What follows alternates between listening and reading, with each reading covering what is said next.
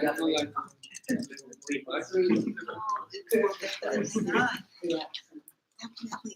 Thank you. I like it. You're all They look like lumberjacks. Lumberjacks. Okay, we're still waiting for Sean, and I guess that's all. Did we lose him on the walk? I wonder if we lost him. We lost him at Starbucks. Yeah. Understand. Very good. Well, while he's getting his little coffee, we can go ahead and get started since we've energized you and filled you with lots of good fresh air. We would like to kind of reflect back on yesterday for just a little bit and think about all that you heard yesterday. And number one, there's the opportunity for questions. We have some questions.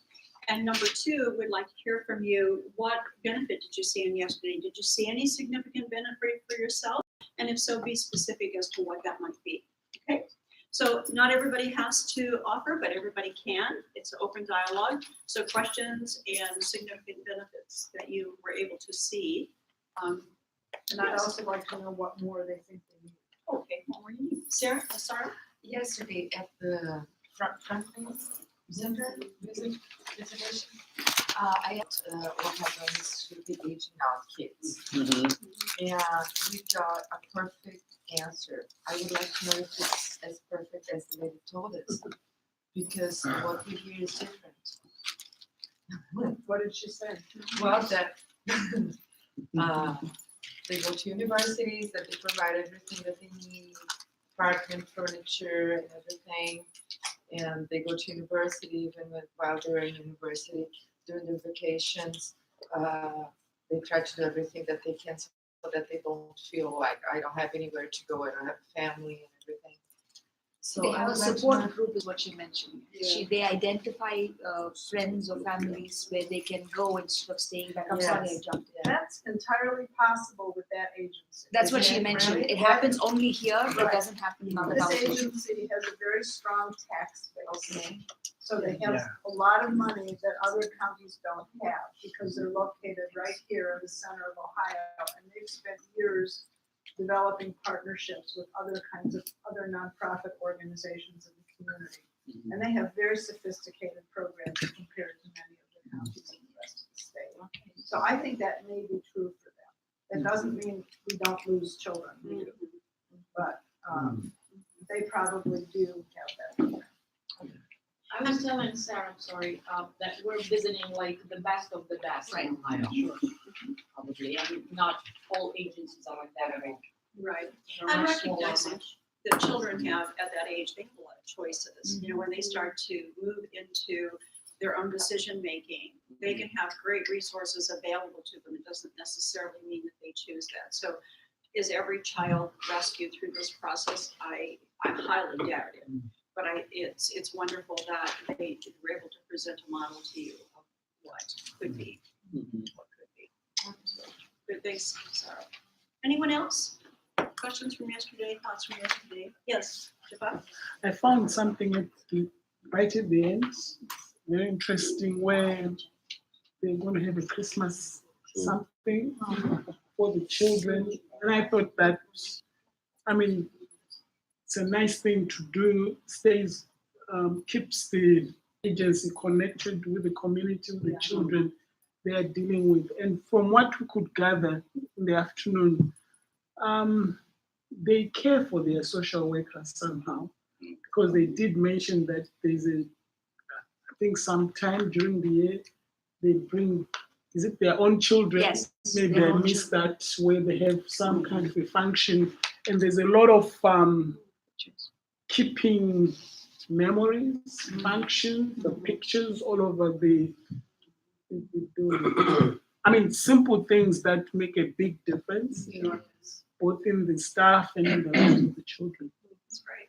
So what you're able to see is you'll be able to see the time together. So it's not just that this is a worker that is to do their job, but there's also, I understand how important you are to this workplace, and I want to demonstrate it. That's really important. And that's a real key concept of keeping our staff really connected with us. They need to know that we care, that we as leaders care about them. At the same time, we've got to get the job done. Right. But we have to show that we do care about how they experience the job. There's a lot of research that the management research group out of Portland, Maine did a lot of study in that particular area of how that looks. Good, thank you. Also, I like the fact that they told us the number of years they served. They served 8 years? 85 85 years. yeah, organizations. And for me, I see that there's consistency. You know what was interesting was at the end, did you see in the passages, there was new staff that had come on? Yeah. And I said to the one lady that was saying it was Sharon, the not so sassy one. And I said to her, she said, this is all our new staff. She was super sass, I liked her. I said, what was the stage? She said, this is new staff. And I said, wow, that looks like there's a lot of growth happening. And she said, it's turnover too. Because she said it's a very high stress, high impact type job on your people. And that was kind of interesting to me that they do have these people that have been there a long time. Sure. But then also, my comment on the whole thing was that we think our system is totally broken, and it is. But you see that every system has its weaknesses and has its strengths. So we can, there's a lot there that if we package it right with the opportunity that we have right now with government, we can bring, and I think bringing the training to many different people in the child's space, to the caregiver, to the family. So, it's just seeing it in more opportunity. Staffing in this, because this was a public agency, it's not an NGO, it's a government agency that's managed by the county, that's supervised by the state, and required to meet regulations from the federal government. And one of the biggest challenges we have always had is getting and keeping the right staff. And because, they pay very well because they have county money. They have a county tax levy, and the community supports them. But most agencies pay, it's the same with teachers and nurses, it's the same. They're not highly regarded professions. And there have been times when 30 to 40% of your workforce turns over every year. So that we end up spending a large amount of our training money redoing cores over and over and over. And we've never nailed that. It speaks to how complicated this field is and how few people are really prepared to do it, which I think greatly increases to the turnover, because it is very, very stressful, and people can think, I can make a whole lot of more money in technology without all this aggravation. And that's not going to change until society decides that we're really, really important people, and I don't see that happening anytime soon. Is there high turnover at that agency? In our whole system, it goes in. The time we didn't have high turnover was when we had the financial crash back in the late 2000s. It dropped 10%, but we can be as high as 30%. So every 3 years you have a whole workforce. What I found interesting was when we asked them on the ratio of the social worker per caseload. Yeah. What's an ideal caseload? 10 was the ideal. That 15 was the max. What did we say was ideal? 10 was the ideal. 15 was the max. Right. Just time. Caseload could 10 cases could mean 100 children. Right. Right. We just all laughed at that. That some of them, they followed them almost Through for life, or I don't know. I found that very interesting. What we didn't ask was how do they track that? Because if it's a filing system that we do back home, to find the file somewhere after 3 months it has disappeared. No, I Do think they they computerize the did thing mention or what? that. The Yeah, they management did of the mention that. cases. Well, I worked there back in the early seventies. And we had one whole room that was this big that had nothing but file cabinets. And there was the file, and somebody was like a library file. And I'm sure everything now is on a database. Yeah, what I want to say when it comes to the caseloads, and obviously this is again an area that we should evidence. Because if you are looking at the investment as far as the social capacities are concerned, that the outcomes are favorable, the kids are striving and doing well, then obviously in the longer run, and it's not very long term, it's really worth it. While if you have 100 caseloads and you don't even know the kids you have to take care of, and the social workers are not paid properly or they are not professionals, and so what kind of difference does it make? So I know that this is not an either or, because it's not our choice necessarily that we do it this way or that way. What I'm saying is that when it comes to advocacy and policy level, that's where we have to try to convince those who are making decisions that this is a well spent money. So that's here's what you're using. Thank you, Maria. And bless you, Judith. Here's the other thing to keep in mind is that there are guidelines for workers with respect to requirements of certain things they have to do within certain timeframes. And one of those, if looking at if they're carrying cases where there are families and children, of course, is what they're doing. There are requirements in terms of those face-to-face visits and looking at that. So when you start looking at requirements for practice, and then you begin to look at caseloads, there comes a place where there's possibility or impossibility. So a lot of these guidelines have been set by essentially by a body of individuals who've done some study within the U.S. that have given us some guidelines and standards to look at that seem to be reasonable. And the state of Ohio has embraced that pretty much across the state. They do their very best to hold within some standards, but recognizing that doesn't always provide the outcomes that you hope for. Anyone else? I was impressed with the reserve training. So they have backup staff constantly if it needs to come into the system quickly. So another thing that took me by surprise, comparatively to what happens in India, is their focus is the child. As at whatever way level the child is helped, they would work. But our system has changed, and the way they bring in their trainers, they are not starting from level 0. So they have people with the background, so it's easy for trainers to go into the field. Excellent working. They have a lot of NGOs working together with them. So their strength is their networking. They can always fall back on that. Staff training is another thing that impressed me. So they're not giving any an option to fail for the staff. They're doing their best to train their staff. Yeah. That's great. Thanks, Kim. Anyone else? Thoughts? What worked for you yesterday?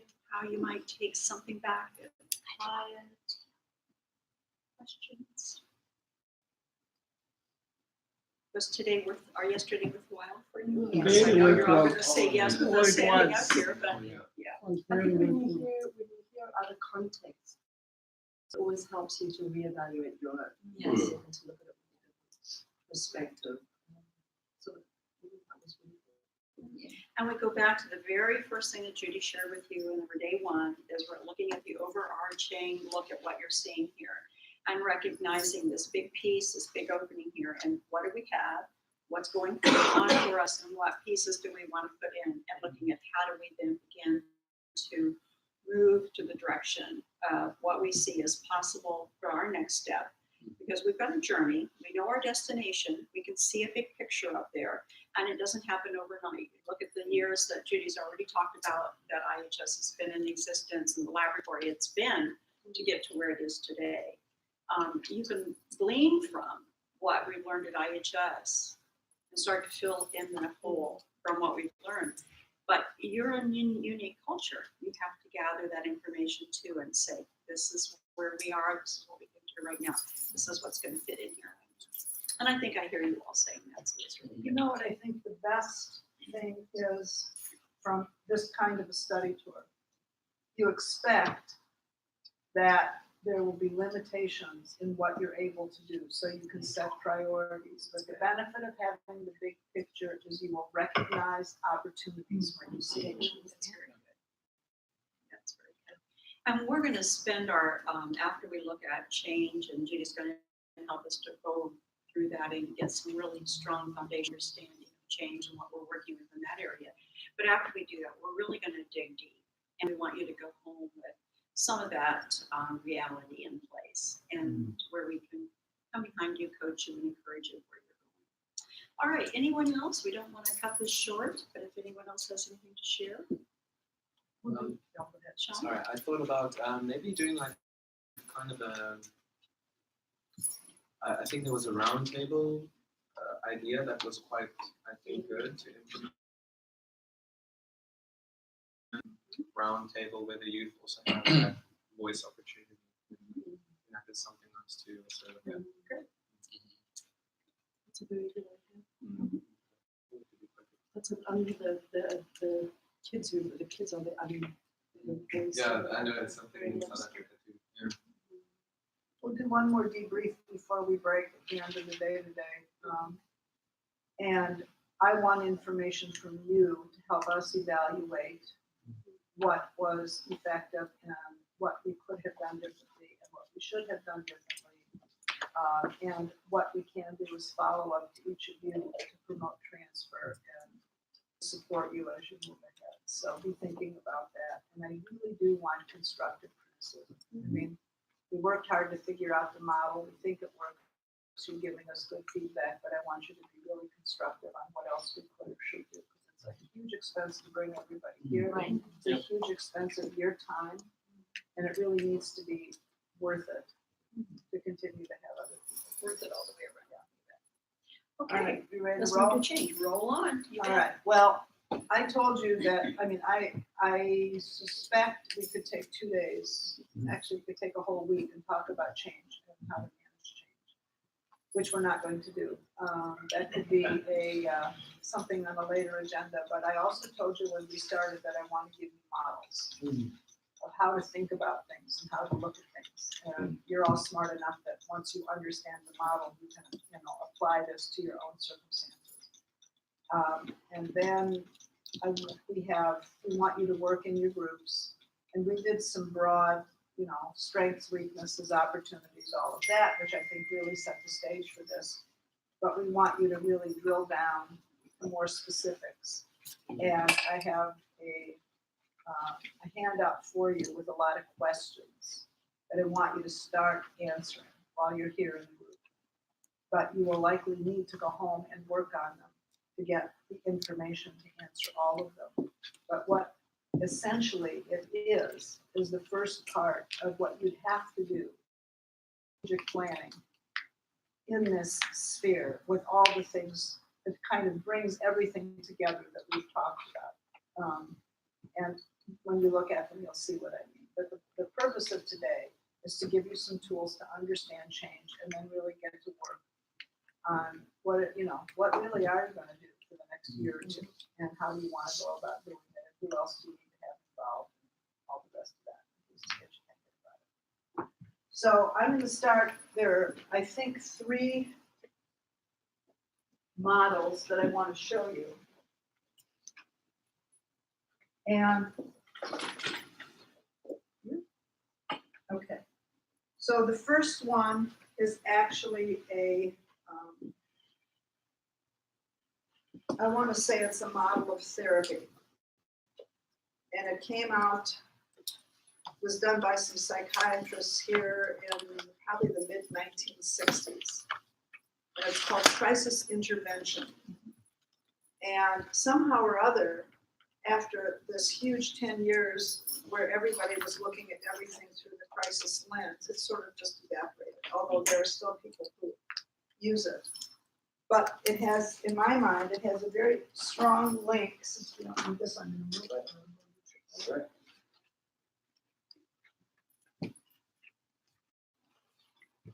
It has major implications for understanding what happens to people during change initiatives.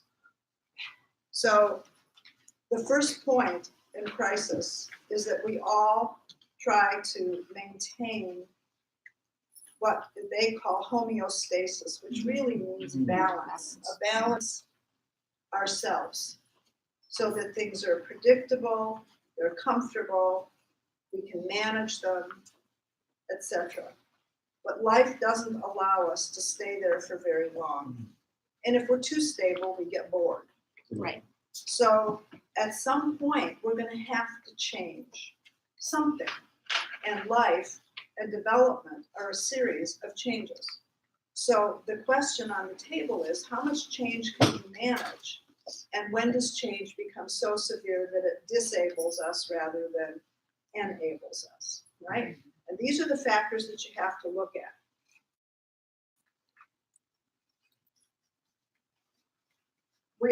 We've used the word stress.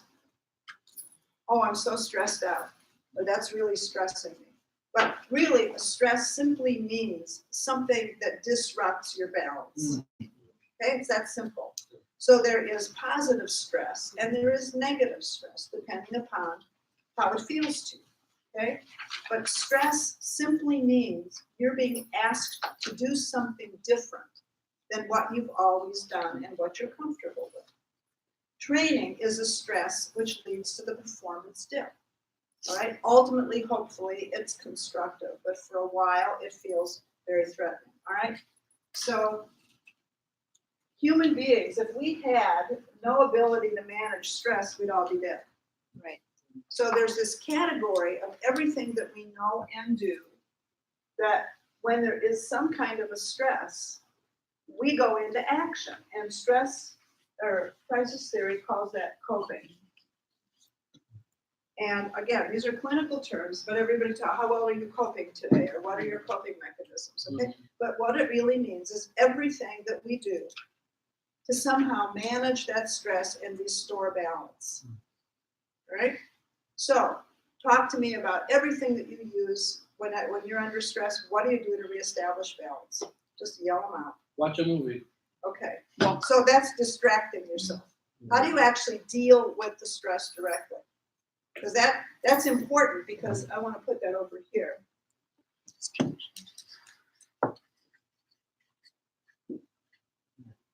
What do you do? What else do you do? I think about it. Okay, so I'm going to go right because I don't want to spend a lot of time on this. Thinking about it, mulling it over, problem solving. Yeah. What else? That's what you feel. I want to know what you do to cope. Mobilize. Mobilize resources.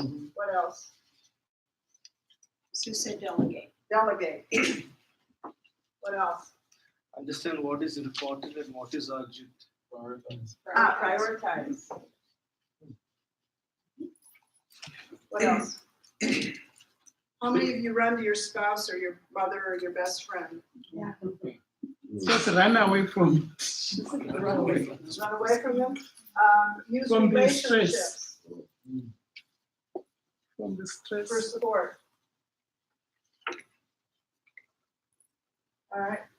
That's the general idea. You use cognitive skills, you use relationship skills, you use management skills, and hopefully through all of this, marshaling all your resources, you're able to figure out what you need to do in response and you reestablish balance. Okay.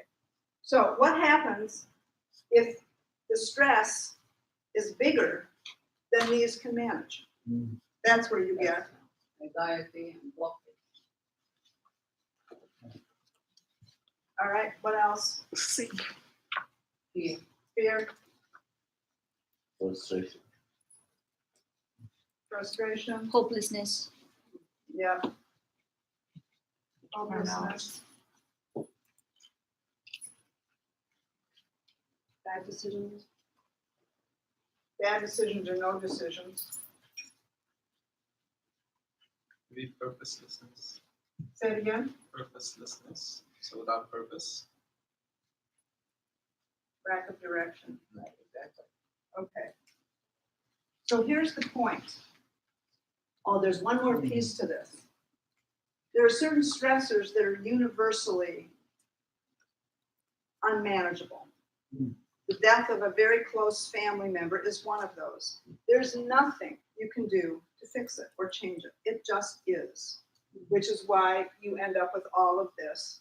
Until the thing about crisis is over time it resolves itself. It's a short-term stress, but in many cases, the negative outcomes can persist for a long period of time. And sometimes people who go through major crises never fully recover. There was sociologically 30 years ago, 40 years ago, a major storm came through Xenia, one of our cities here in Ohio, and literally wiped out the entire town. And 20 years later, there were all these issues, and they kept saying, this is because of the tornado. This is because of the tornado. Because the after effects of this were so pervasive that it destabilized things so completely that it took, decades to come back. All right. So other times, the way you can put people here is either by increasing the stress so it's so bad that nobody can cope with it, or people have no capacity to cope. They feel no control, they feel no power, and they're so lacking here that they can be disabled by a very small bit of stress. There's a third component that we don't look at that's really, really important, and it's called the person's perception of the event. Okay? Yeah. So, regardless of what reality is, if they perceive it as a threat, meaning a threat is, okay, crisis theory says that there's two ways of perceiving this. Actually, there's three, but we'll deal with the two dysfunctional ones first. One is perceive it as a threat. The other one is a loss. And they're back to back because you ask, what's the threat of what? And it's of a serious loss. So the point is that we are all working against feeling this irrevocable loss of control, of important people, of important parts of our lives, of self-esteem, whatever, right? If people perceive it as a threat, they're going to feel anxiety and fear. If they feel it as a loss, they're going to feel depression and hopelessness, and it's going to immobilize them. And regardless of what the reality is, if they perceive a stress and they don't feel that they have the ability to handle it, it will trigger anxiety, fear, loss, all of that. Okay? And we become, this is not they, this is we, become dysfunctional. All right? Now, there's two other things that can happen, and I'm glad you said going to a movie is absolutely fine because it's a short-term respite. You need to do that.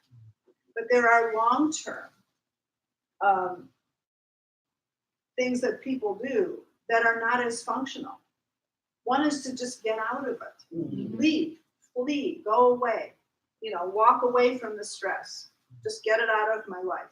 That's the only way I can cope with it. And the other one is fight. Get mad, push back, do everything possible to keep at it, to get it out of your way, to battle it, to resist it, reject it. And then if you perceive it as here's the other part of it. If you have a stress and you know you have good coping, and you perceive it as a challenge, then it's going to mobilize all of this, right? So why this matters is we're dealing, when we talk about changing systems, a system doesn't exist separate from the people who are in it, all right? Organizationally, there are principles that we have to maintain, but the truth is that it's the people who are managing it and building it and whatever. That's the infrastructure, at least until robots get big enough that they're doing it. So when we talk about we're agents of change, we want to make change, we have to understand all this. Because if we put too much stress on people and it's to cope and destabilize them, they're gonna flee, they're gonna fight us, or we're gonna generate so much anxiety, fear, and hopelessness that nothing will ever happen. It just destabilizes them. So the trick in being a change leader is to keep your stress in small enough chunks that people can manage it. You build their capacity to cope, and you help them get an accurate picture of the event, rather than believing that you're out there and I'm going to lose everything I've worked 30 years to do because you're changing the system I work in, right?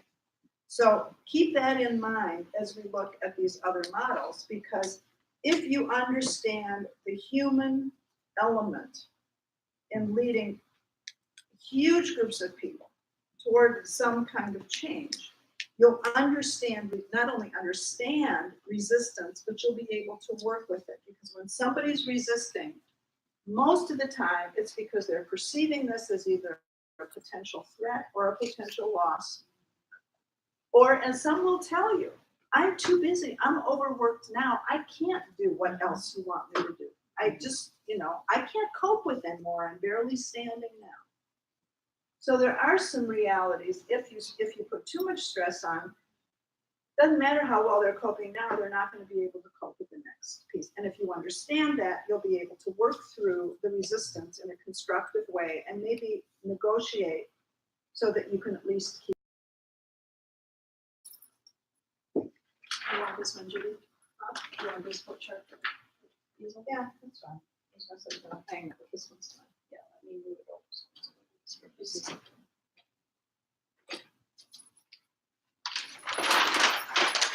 All right, this model,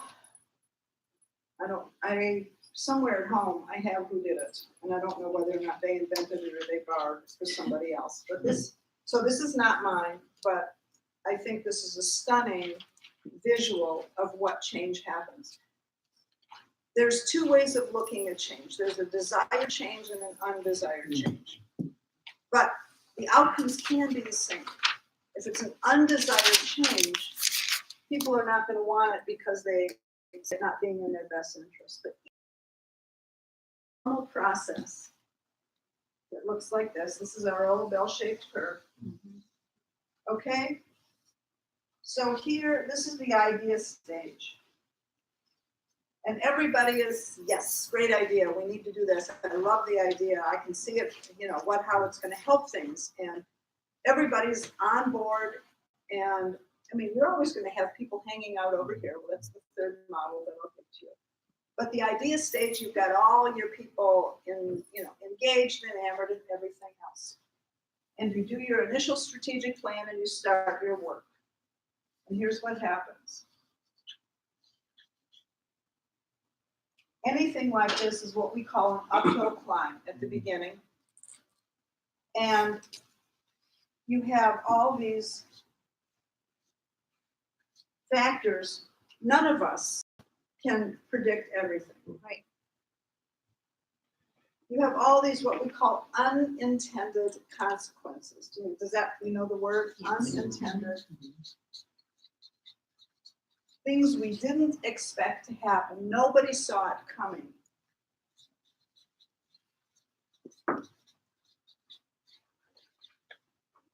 There's a basic principle in the sciences that says every action leads to a reaction. Okay?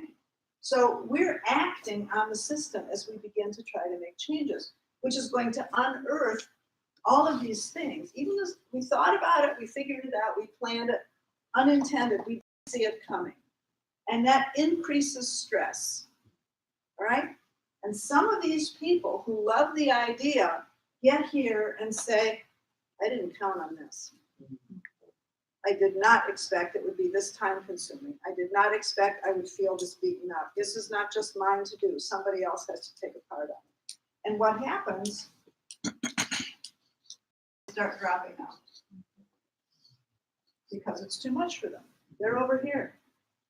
They can't cope with it anymore, and so they flee. They say, this isn't mine to do. You know, I came along because you're the leader, you wanted to do. We feel this. This is what we call colloquially, the people that developed this model don't call it this. But I call it the oh shit state. It's like, holy crap, what did I get myself into? How did this happen? What now? I can't do this. And we start feeling this, change leaders, okay? So this is a really critical point in your change initiative for a lot of reasons. One of which is you have to keep yourself so that you don't run here. You have to be able to cope by prioritizing, deciding what you're going to leave undone in favor of what, by using all the relationships. It's really important with these people that you don't let them drop out. You want to keep them. They're your early adopters to begin with. And the way you do that is by helping them deal with all of this. And sometimes pulling them together as a group so that you can talk about what's happening. Because they can drop out transparently so you can see it happening, where they say, I'm not doing this. I can't do this. It's too much for me. Great opportunity. You can go in and say, let's back it down to see what you can do that's not going to be so difficult right now. Let's extend our time frames by a year. Let's pull in extra resources. Let's forget about this one part and we'll do this part instead. You can work with that, but if they drop out silently, their bodies will be there, but their spirits won't. And in that situation, you're helpless because you can't even get to it to work with it. You just lose them. And in the worst scenario, if they feel too bad about it, they're going to become your resistors. Right. All right? So you want this to be open and transparent. You want to prepare people for the fact that we're going to get here. And when we do, when we get more information in, we'll rethink it and we'll revise it and we'll do what we have to keep this moving forward in a constructive way, not a destructive way. And if you prepare people for it, they're going to come to you and say, I'm there. We need to do something. I can't do this. And you don't beat them up. You say, okay, let's figure out where's the problem? Why can't you do it? What do you need? What's happened? And how can we fix this? How can we back it down? What can you be comfortable with? You want to wait 3 months and come back in? Whatever works. Okay? So once you get beyond this, you get to your peak. And when I say it's downhill all the way, there's two meanings to that. One is it gets easier because you have momentum.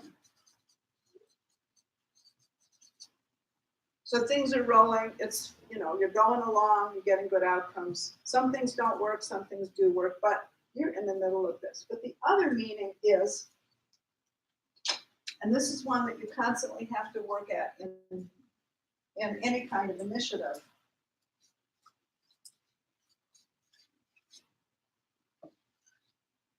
It's like biology.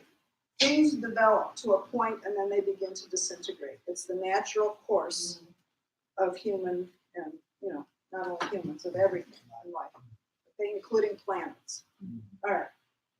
So what happens when you get down here, everybody takes it for granted. We're doing fine, it's doing well, and it begins to unravel.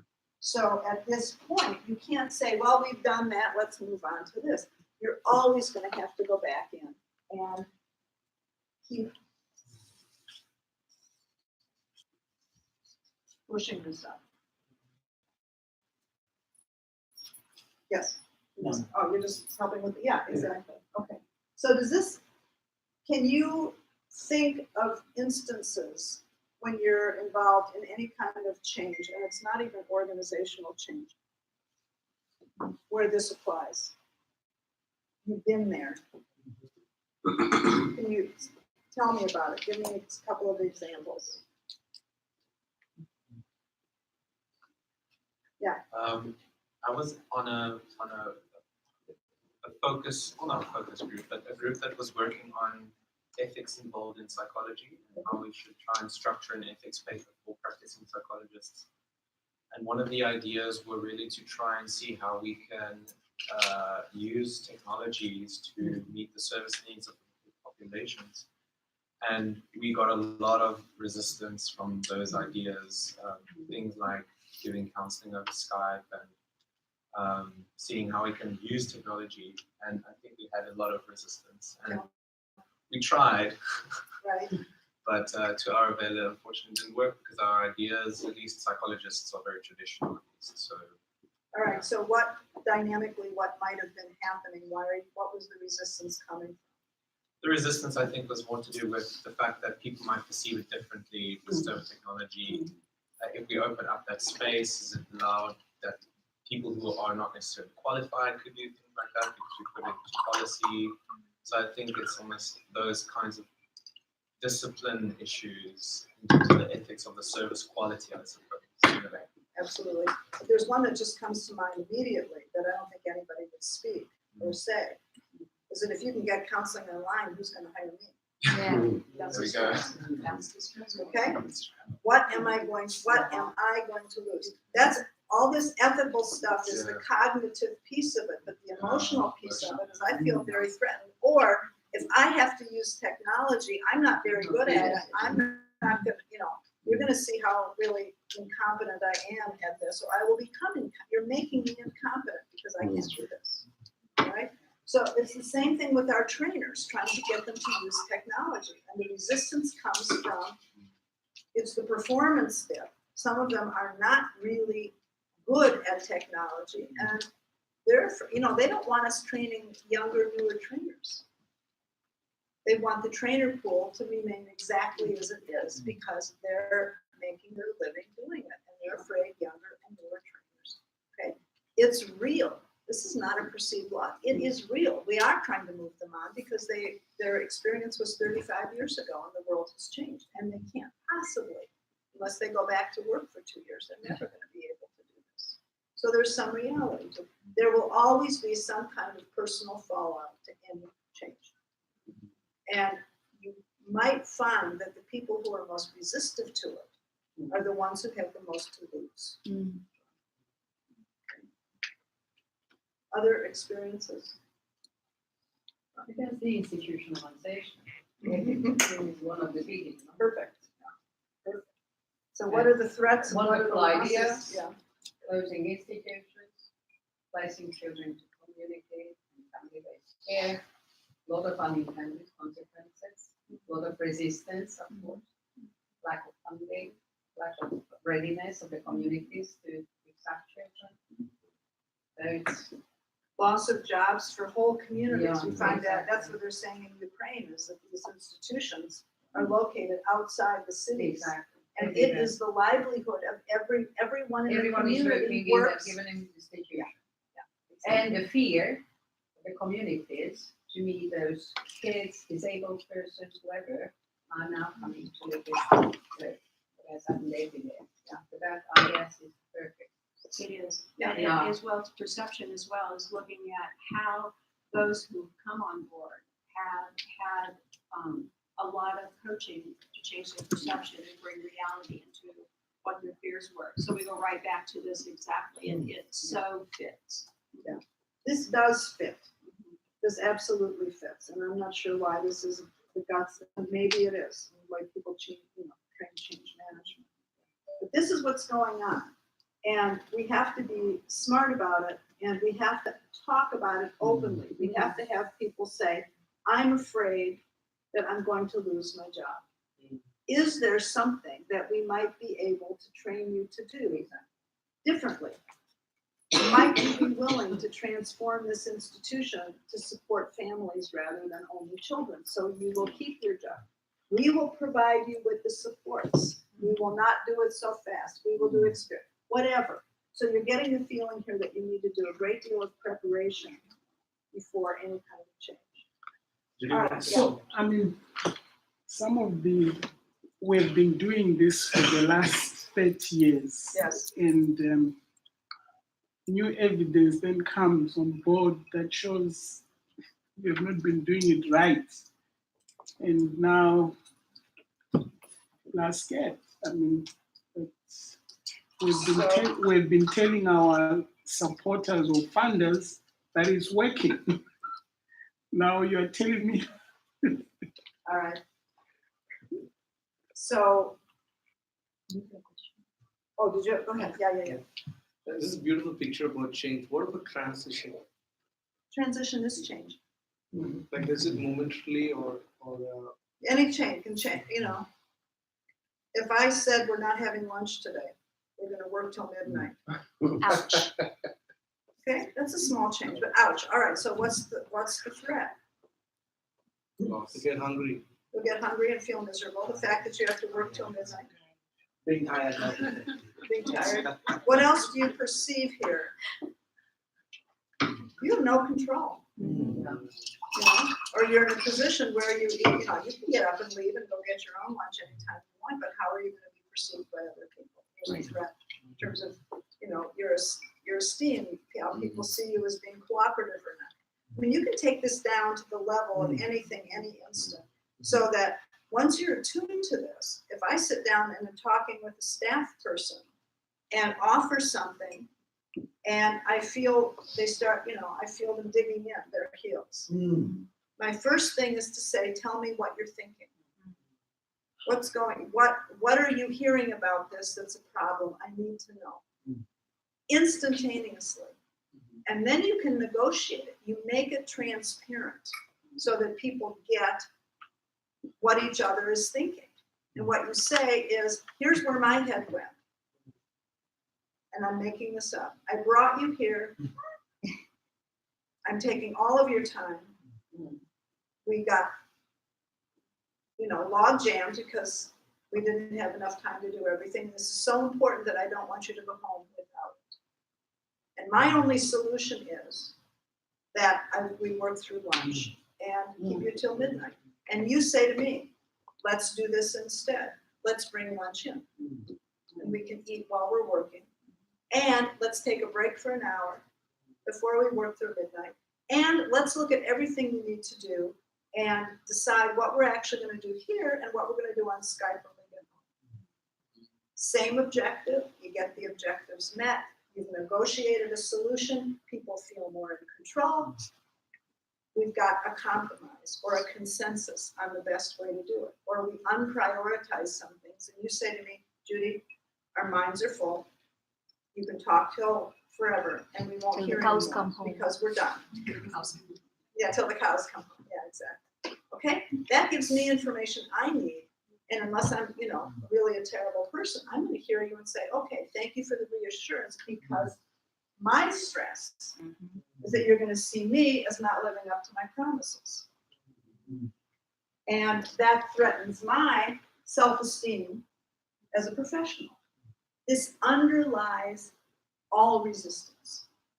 And if you can keep this in mind, it will help you open conversations and negotiate solutions that will enable you to at least take a step forward. The other part of this is that every step forward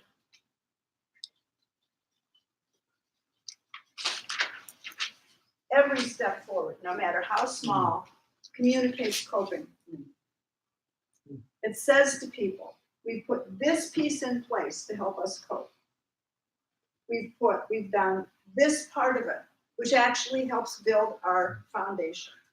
So every time you can do something constructively with other people, you're building their perception of coping and you're building their confidence, which is part of why we said the very first day, wherever you start, build on your strengths. Don't start digging and trying to fill in a deep black hole, but build on your strengths because it builds the confidence that this can actually work. Now, I want to give you one more model. Yes, surely. Sorry, I'm going too fast. Yeah. Thank you. Yeah. Are we going to talk, like, for instance, how second section, the pros and cons of the challenges? Because, from personal experience, I think the problem we have in our case is we have too much new Too many new ideas. ideas. Yes. And then we got excited, we started for a while, and then we lose steam. And I think I tend to be more ideal, and I think so basically. I think that's the problem. I'm the council. I just for confessing. Basically, what we are doing is that the first start my leadership role is your responsibility is to keep me down. To be more And I'm practical. Yeah. And everything that he speaks, I need to implement that. Yeah. So you wanna know, you're missing a step. Yeah. You're missing a step. You can go from an idea, if you put in, and I'm not, it's gonna not be perfect. If you put that piece in, you can predict some of the things that might happen. Not all of them, but you reduce the number of unintended consequences. And especially because, and this is the best kept secret in all of this, is that this is not assessment. Assessment looks like this. Got it? You don't move without data. Right. Literally, you start moving without data, you should be going here, you're over here. Right. Great idea to go over here, but you've not looked at what the outcomes might be or the possibilities might be. So the first thing with any idea is to assess, and it's called, you may have heard this.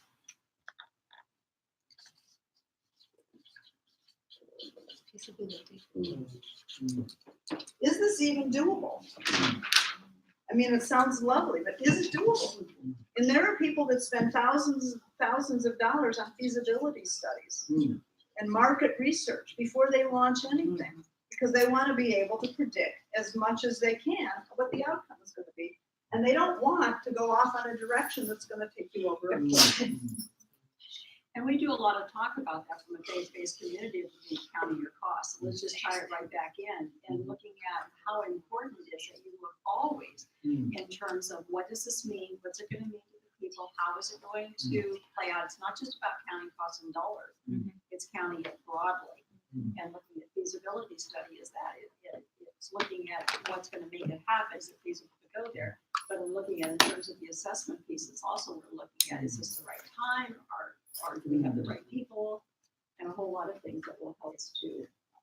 I think the other challenge is when you actually are not in equilibrium, especially like with external factors, which I usually don't consider like financial issues, staffing issues. I mean, the system is in equilibrium right now. Like, in order to go forward, I mean, you just can't sit down and cry about it. Right. And so just let's bring change so that at the end that can also bring change and stability to the other factors. But I don't know to what extent that we need to balance that. No, people want to balance because it's more comfortable until they get bored or until something's not working. Okay? When being stable is punishing, people want change, right? I want this to be different. And even then, if you don't assess and figure out the best strategy, you're going to go off here and it's not going to succeed. But what's interesting, are any of you like mountaineers or climbers or climb rock faces or scuba dive or do anything that requires any kind, are we all chickens here? Yes. Learning to swim. Learning to swim.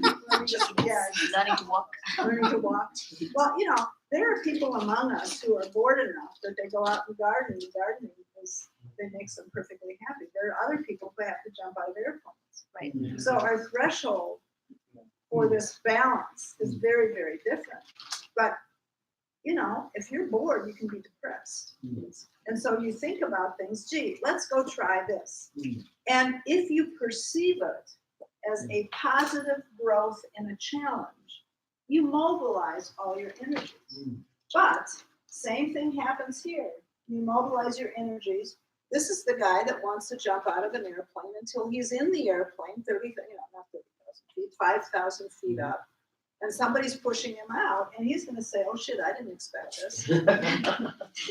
And your excitement falls over to anxiety. It's the same psychological reaction. Excitement is a stress when you feel confident that you can cope with it. Okay?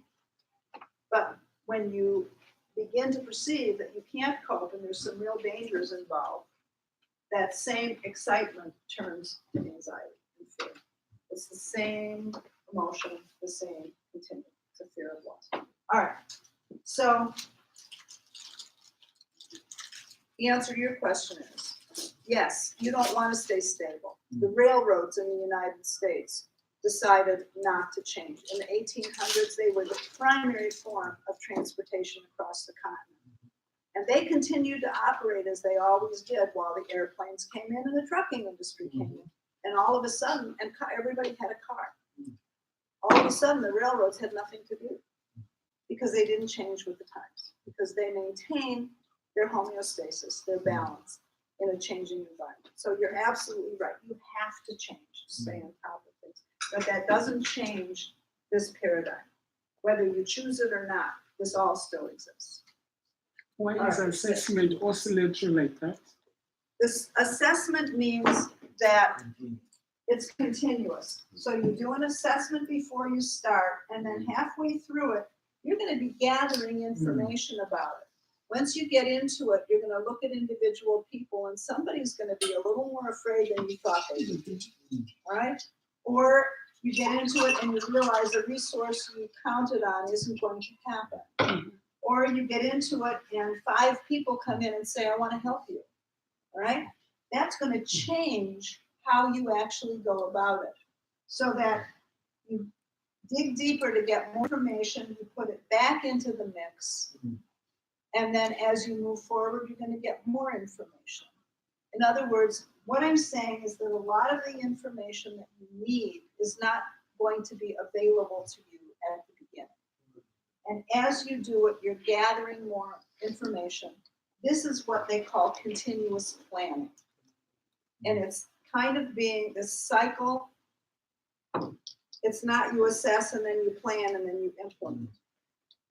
You assess, you do an initial plan, you start to implement, which gathers more data as you're implementing, which puts you back into another piece of assessment, which helps you modify your plan. Then you act in a different way until you get more information, which then puts you back in assessment. That's this constant cycle. The best, that was Peter Blanc, somebody, did something years ago called whitewater management. Do I have the right guy? And what it basically says is that changing in this environment, we don't live in farming communities where nothing happens in 200 years, right? We live in a very fast-paced, highly technological society where every instant something changes. In the olden days, you do a strategic plan, being on a raft going down a river with a lot of rapids, so that every instant you're somehow modifying your position in response to the new information coming in. That's what this means. And I think what I'm saying is that the more information you have, you reduce the consequences. Because if you get a feeling that somebody's frightened and you ignore it, and they become more frightened, they're going to become more resistant. Instead, if you get a feeling that somebody is frightened and you take them aside and say, "I don't want to scare you here. I don't want to do anything that's going to undermine you. Talk to me. Tell me what's going on. Tell me what you see that I don't. How am I taking us into trouble here?" Then you can't, then they may not drop out because you've used them for information. That's why teams are so important, because team members from all parts of the system are the sources of information about the potential threats and losses out there. We only see here. Our team members go all the way out and can tell us where what we're doing, I want to hear it isn't going to work. I don't want them to, we think it isn't going to work. Oh, get out of my way. That's not what we want. It isn't going to work. Why isn't going to work? I need to know why it's not going to work. You need to tell me that. And you need to tell me as much detail as possible. And then you need to tell me how we can get the objective met without this outcome. Can you think of an alternative? All right? It's a process. I think the biggest challenge is not coming up with new ideas or concept of change, but how we communicate to the people. So that Absolutely. they can Selling. work with us, selling. Okay, That's can the I? biggest challenge as a leader. Before you go there, Jenny, can I just make one point Yeah, you about can. strategic planning? Please hear that when we talk about the strategic planning, the big problem with that is if that is the plan, nothing else is ever done. So it's a Yeah, plan and you absolutely. stay to it. But look, planning, we've got to begin to cast our picture in the future of what we're hoping to get to. If you don't know where you're going, how do you know you're ever going to get there? But the big issue is, if we look at the continuous assessment, the continual flow, the question we have to ask is how often and how are we reviewing our strategic plans and ensuring that we're adjusting and being flexible to readjust that plan at any given moment in time as a result of what we've determined through our assessments. Yeah. I'm actually being a little loose with terminology here because you can do a long-range vision and strategy, but then you have to break it down into shorter-term operational effects. Yes, sir. Thank you very much.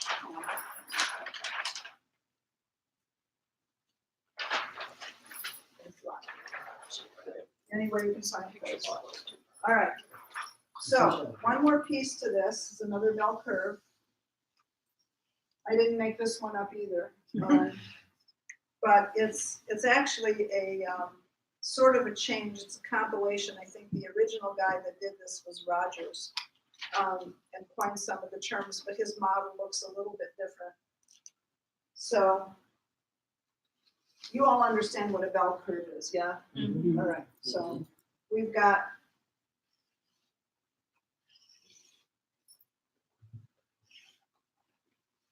most of the population in any bell curve is in this middle area. So when you're starting a change initiative, you're going to have some people who are your leaders. And these are the people that are promoting change. That's us. We're starting this. We've got a vision. We know something needs to be done. We aspire to better. But we're a really small group of people. Just this. And in order for this to work, we've got to bring all these other people along with us, okay? All right, so in general, people are going to fall into several categories.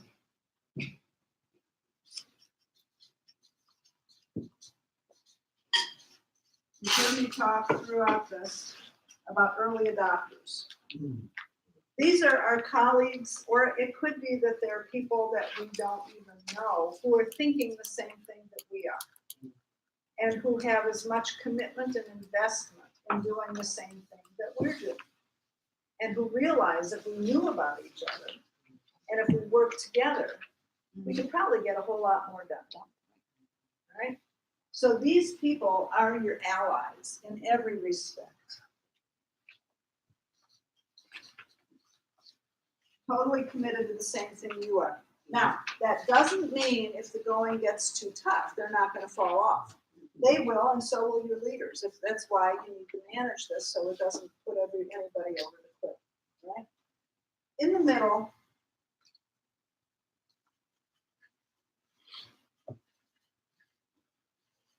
you have all these people who are undecided. They don't know whether they want to do this or not. Now, why would anybody be there? Why would you be undecided? Because they don't know what's the cost. Lack of vision. Lack of vision, don't understand it, don't know the cost. Really critical point. The cost is a stress without coping. In other words, it's going to bring some negative outcome. There's some kind of threat possible. They don't have the information. They don't know. They're not against it. They're not for it. They're just kind of undecided. I don't know if anybody saw it, but Jeff put a cartoon on our refrigerator right after our midterm election. That was a news reporter that said, on TV news saying, our polls show that 27% of voters are still undecided, even after voting. And that's how we all felt in this last midterm election. It's like, I don't know who the right person is. Anyway, all right, so we call them fence-sitters. And they can go either way. They can fall to this side, they can fall to this side, or they can just, be completely neutral the whole time. This is the source of the energy and support and momentum you're going to need, because these two groups really can't push this without many or most of those people. But you can't expect them to come on unless you work through all of this and you demonstrate, that's your point, you demonstrate that it works, it's useful, it's valuable. That doesn't talk about what it's going to mean for me. That's over here. Over here, you have people that we call resistors. They're going to drag. No, they're just not interested in this. They just don't want to do it. They don't want to go. All right, and then over here, the word is in English is agonist, which simply means they really are going to actively work against you to undermine you, because they're as strong leaders as these people, but it's not leading with you, it's leading against you. All right? The process of change is you start with these folks and keep them involved, and your goal is to get as many folks in here to join you. All right? Over time, by engaging and involving and demonstrating to them that there's value to this and so forth. And hopefully over time, if you can get many, if not most, of these people with you, you'll move what you need to move. You will never get 100%. But this is the force field analysis you're talking about. These people can be kicking up a storm out here, but you've got enough moving forward that you can, and you still move the line. Now, one thing that's really important is that you have to be smart enough to recognize that these people may be in this category because this is operating, right? And if you can sit down with them, this is why people say you want your enemies at the table, right? Because you'll understand what's getting in the way. There are people, doesn't matter what you do, they're not going to change. But there are a lot of people in our system. We've had some real agonists. And when we've sat down and said, talk to me, tell me why you're so against this, they tell me something I didn't know. And it's like, oh my goodness, that's the unintended. They saw the consequence, I didn't. And my willingness to work through that and make a change here can bring them, they may still be undecided, but they're not fighting you. They will help us to refine our ideas, our vision. Exactly, exactly. Unless they're totally wrong and they're selfish, but you have to at least, there's a little truth in something that everybody says. And part of the way we, 32 years in our steering committee, we rely on the regions. Now you understand the regional training centers. They sometimes don't want to do something because their counties depend on them and they don't want their counties to be mad at them. So they resist, and we say, all right, I don't want your counties to be mad at you either. What piece of this can you do? And we drop down what we do to a much lower level. It's much less ambitious. But that's the best we can do. And we're with the regions, we have no authority to push it. We've developed so much stuff that never gets implemented because of the resistance in the field. because they don't think they can cope with it. Okay. But it's good enough. We get a lot of dropout when change occurs in the field as well, along with that as well. It's really common when technology's changed, practice has changed with in terms of different strategies and even the application. We get dropouts, people just find that bottom end and they can't go forward. And that probably is not always a bad thing.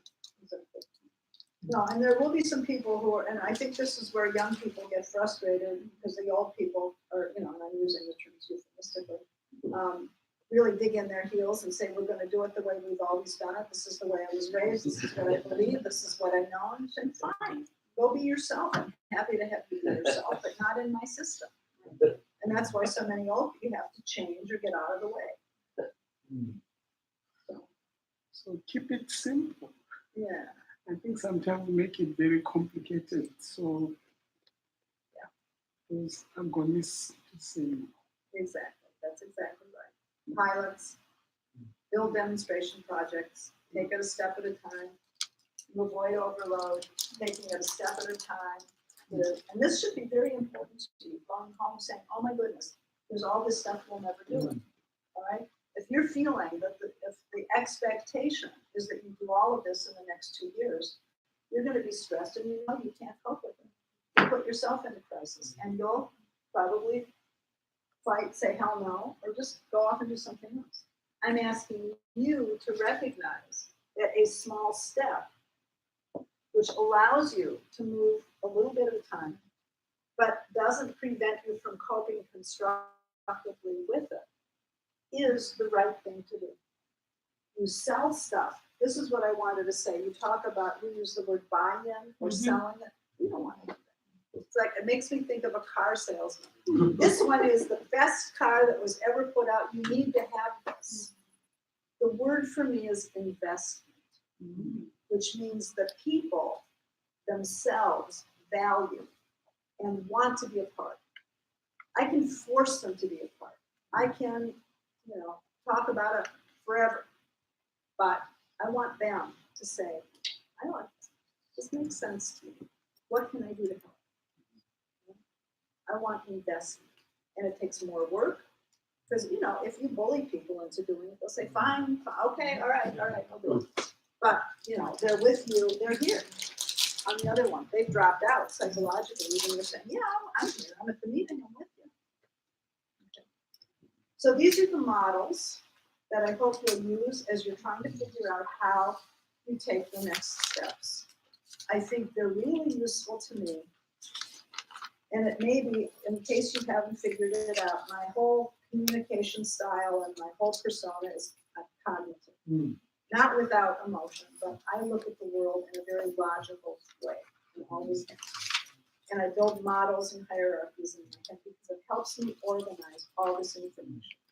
There are others of you, if you're more feeling, intuitive, then this is going to be what's most important to you. You pick up people's anxiety, you pick up their fear, you pick up their depression, and openly communicate about it. So there's different ways of relating to this, depending on your own personal style. If you tend to be very supportive of people, you're going to, where did it go? In here. You're going to recognize the dangerousness in here. You're going to provide all the supports to keep people going. Okay. If you're reflective and you don't move on things really quickly, you yourself may be offensive, which is okay. Because you may need to do a couple steps to convince yourself that everything you learned here is worth it. All right? So this applies to all of us. But for me, if I have a good cognitive model that's built on data, on understanding, then I know I know what steps to take because I can be cognizant, I can be aware of the barriers and the pitfalls. And I have an explanation for what I see. Oh, that's resistance. It's my job to find out why. Or there's too much going on, there's chaos. I've overloaded people. Okay?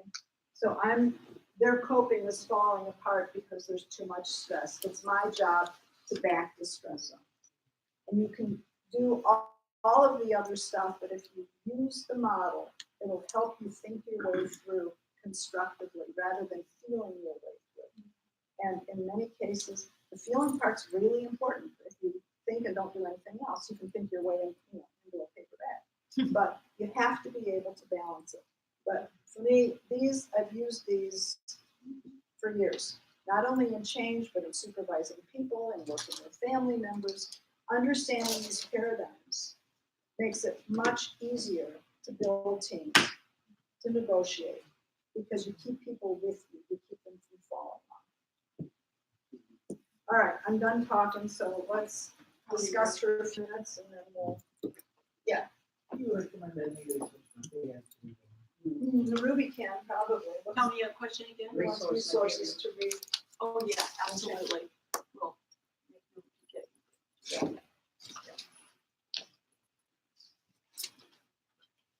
Maybe just a comment. Yeah. But I'm thinking more from a psychological perspective. Okay, that's fine. Immediately. And that is, I think sometimes for ourselves, when we deal with challenging situations that require our growth, I think ourselves become fearful because I think it expects something on us that we don't yet have. Yep. And that person is non-existent yet. And so as we go through the process, we pick up those parts of ourselves until we reach that point to say, wow, when I look back at who I was, it's not the same person. And I think acknowledging that process within yourself will also help in a macro level to see that sort of like that, which is quite an interesting match for me to see that would be reflective of a larger system. Yeah, it's parallel process all the way. And I think the most important thing is acknowledging that whenever you are in learning, in training, the training by itself is stressful because it's asking you to do something different. And if you don't have the knowledge and skills, you don't have the coping strategies to deal with it. And you have to recognize that. So you can either reduce the stress on yourself. And again, I asked Alex the other day whether he was a perfectionist because we had this conversation and you guys all, my staff are both grinning because this is a constant conversation about it. And actually we fall into the same category. We're all the same. It makes us really, really good at what we do. But in our agency, we end up hiring compulsive perfectionists, and then we spend the rest of our lives talking them off the ledge so they don't jump. Because if you're a perfectionist, everything is a threat. It's like, oh my God, I cannot possibly do this because you only see the world as success or dismal failure. There's nothing. So if our mindset is this, then we're all the more threatened by this because it's not like, oh, gee, I need to learn something different, but oh my God, I'm going to fail. And I'm going to look like an idiot. So we have to be change leaders. We really have to understand ourselves very well. And if we're perfectionistic, it's not either success or failure, but the real world is like this. Right? You're never going to succeed permanently full. You're never going to fail. You're going to meander somewhere in here. And you'll have good days and bad days. But the bottom line is that you want to give yourself permission to not know, permission to not understand. That's growth. That's not a failure. That's the first step in positive growth. And give yourself the ability to learn it with the people you're working with. You don't have to know it all going in. With your team, we don't know this, let's pilot it. I don't have an answer for you. You're going to have to try it, and you have to tell me what works. I don't know that. And give ourselves permission to not know. But what's different about us is that we're committed to doing a constructive process to find out and figure it out. And bring people along in a positive way, rather than sacrificing people on the altar. And I'm glad you raised that because that's absolutely true. This all applies to every single one of us. And I think if we can apply it to ourselves and understand our own reactions, we are much more sensitive to the reactions of other people as well. And you'll recognize it, and if you've handled it yourself, you'll know how to help other people. you normalize it. Yeah, you know, you have good reason to be scared. I just asked a lot of you, but I don't want to push you over the edge. Tell me what you can do. Yeah, well, And totally agree with what you just said and what Sean just said. It teaches you to be more reflective, and it also teaches you to be more empathetic. Empathy is everybody talks right now about emotional intelligence, how much more important it is than actual IQ. I don't know that it's equally important. I don't think it's more important in some things, but it doesn't do you as well in other ways. I think they're equally important. You need to develop both.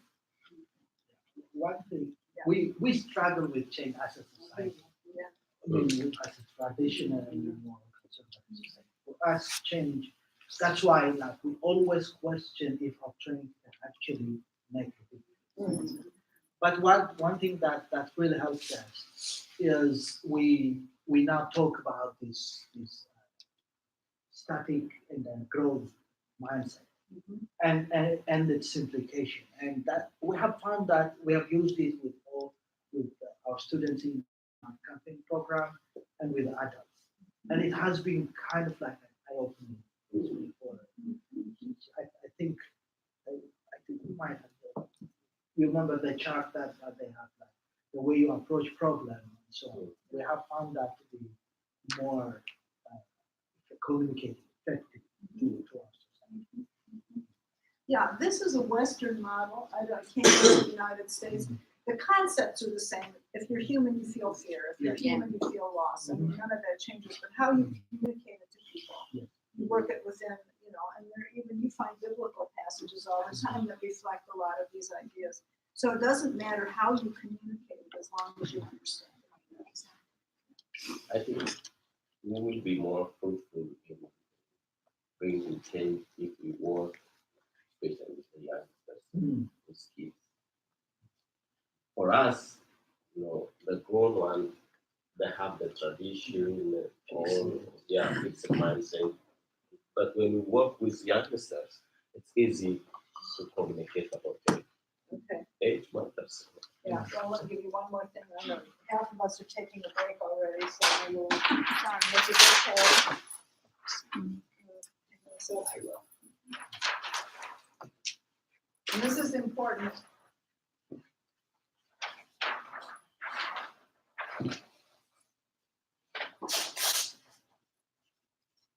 One of the problems with working exclusively with young people is that they think everything old is just old. Yeah. Yes. True. For them, change means progress. In any direction. Change does not mean progress. Right. Change means change. To get progress, you have to balance change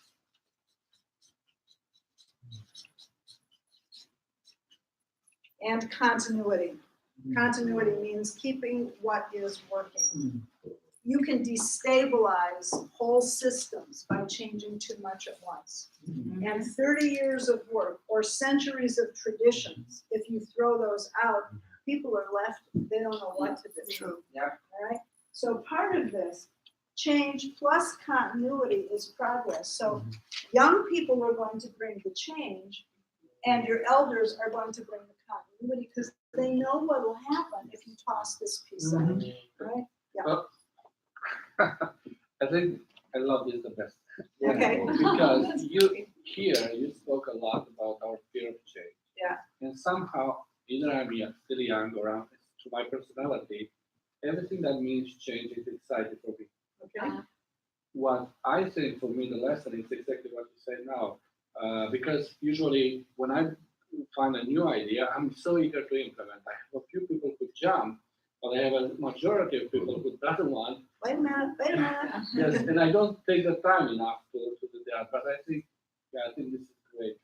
So I'm facing this right now, being an older person in the eyes. Most of the people who work in the training program could be my grandchildren in terms of sheer just age. Okay. And they want to change everything. And I'm thinking, we spent 30 years building the system for a reason. But even people in the department, it's time for a new contractor.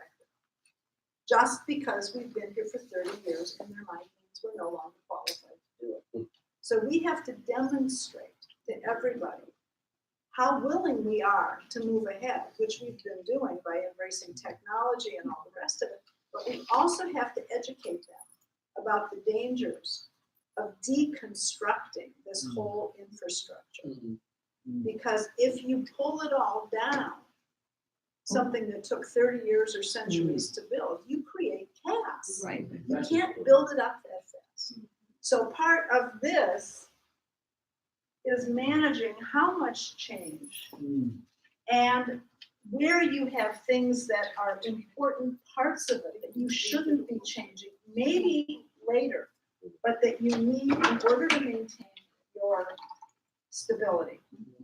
Because if you destabilize everything, it'll go out of control. That's the unintended consequences. And you won't know how to put it back together. And you can't put it back together if it's taken a century to build. We see that politically all the time across the world, where there's not an understanding or an attention or respect or valuing of what has been developing in the country and causing the country to move ahead. And we'll see that progress, and all of a sudden a new leader comes in, and rather than to pull in what is working and move on with the new things, it's let's devolve everything and start over. So the country stays pretty chaos. chaos. That's what happens with most of it. And That's it's what happened, happens I see it all over the world happening again and again. It's really very sad. Well, dear friends, this is what our president is currently doing. Why all of us are saying, ugh. You know, he's pulling down all the environmental protections. He's pulling down a lot of the basic principles. You know, I mean, it happens. And when you see somebody that's trying to change for not very good reasons, you have to resist. That's why people go to war for their freedom. You know, when it gets to that level, you have to defend what you think really, really matters. If you have crazy people who are trying to tear it down. Right. But that's different than being positive about constructive change and just not seeing the unintended consequences. That's more innocent, although we should be smart enough to know that they're going to happen and that we have to change course when we see them. But we're not determined to tear down the system. We want to improve the system, which means that we have to keep a lot of things in place, especially if we already have resources. We already have people who are doing the work. They may not be doing it as well as they could, but we don't want to replace them. You know, there are laws that help us. We don't want to change the laws. We want to implement them properly, unless the laws are wrong. So it's this constant balance, and that's why you need a team to do it. Yeah, and much of the resistance comes from not just I did this and I want to keep it, but I understand what it was like before this. And you're asking for trouble if you start tearing this down.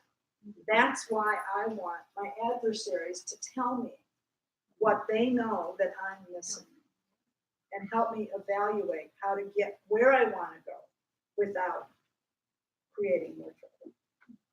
I really hope you drive this right down into your systems, because from a consultant looking in at what you're doing, I mean, I see some things that I'm really looking at your different organizations, the foundation, where you're creating your vision, your goals, and how you've been growing.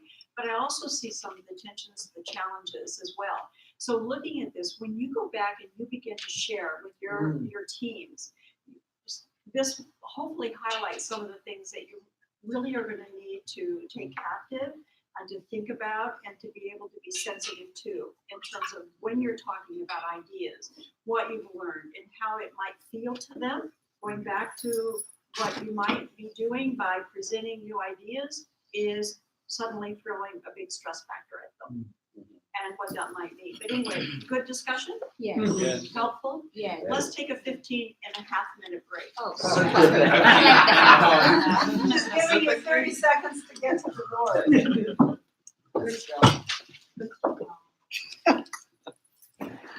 So, what are the major? Beth. Those are right.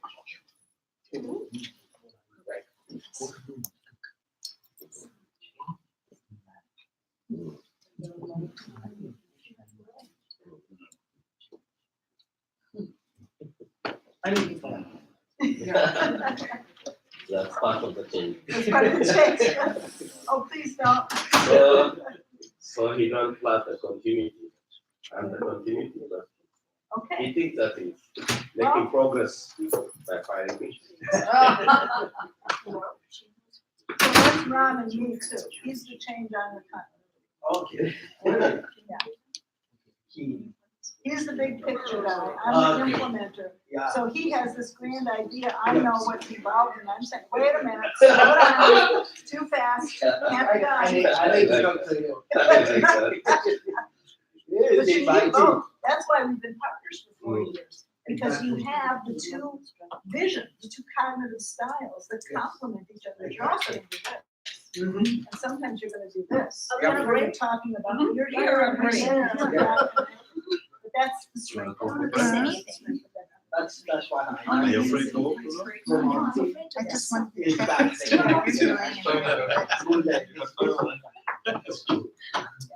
Huh? You need to slow down. Where are you? Mr. Johnson? Thank you very much. I just want to know if there's any Thank you. I have a big one too. It's fine. oh, fix the hose.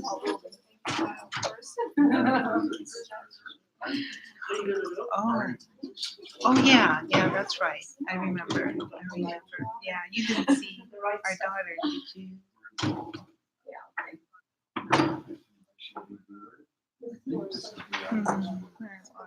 Yeah, that's it, Bethel Road. Yeah, I'm thinking. I just have it up here too. for you. Yeah. Okay, so yeah, I guess that's why later. Yeah, bye. Okay, great. So you saw that, what happened is, what was I gonna say? Oh, Kim said the cruise is sold out, first of all. Oh, it's all done. Oh, it's completely sold out. She said it doesn't even come up anywhere as an option. So it's gonna be my busy ship. Own heart. No, I'm good, thank you very much. So here's, Mom was got in my daughter. Or was, somebody who was a few years ago.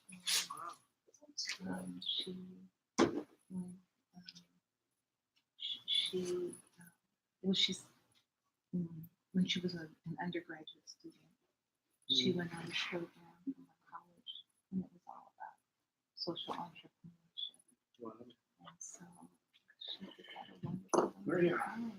One third idea. I already So she said. says hello. They're welcome on the coming back anytime.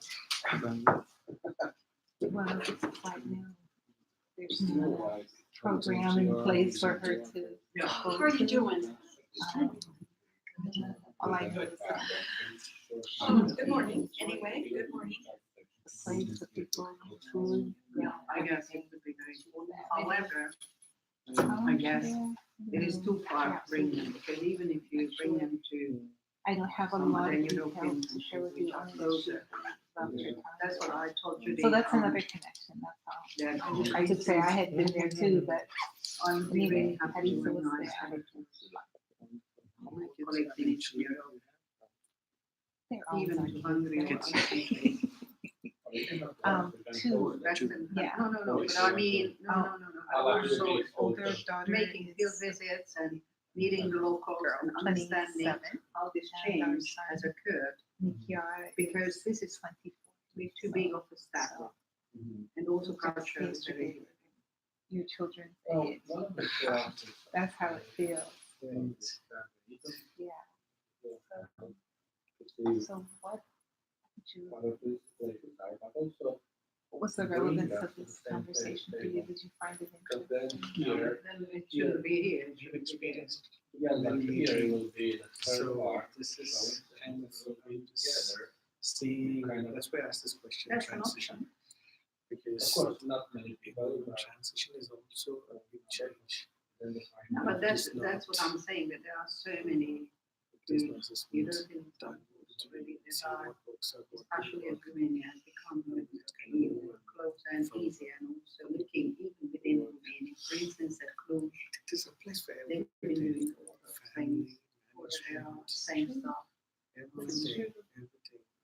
So it would be really important to get all those projects that have been done to tackle these issues and looking at the outcome, the barriers, analyzing a little bit. So if you look at, I've been involved in some of these, so many of Have it these EU explained projects, not that only it's kind of the something almost to expect. Yeah, the continuity, that's the part. Also, I learned a lot from experiences that are negative. So that we shouldn't Some do of that, this change, we're why gonna do would this. we do that?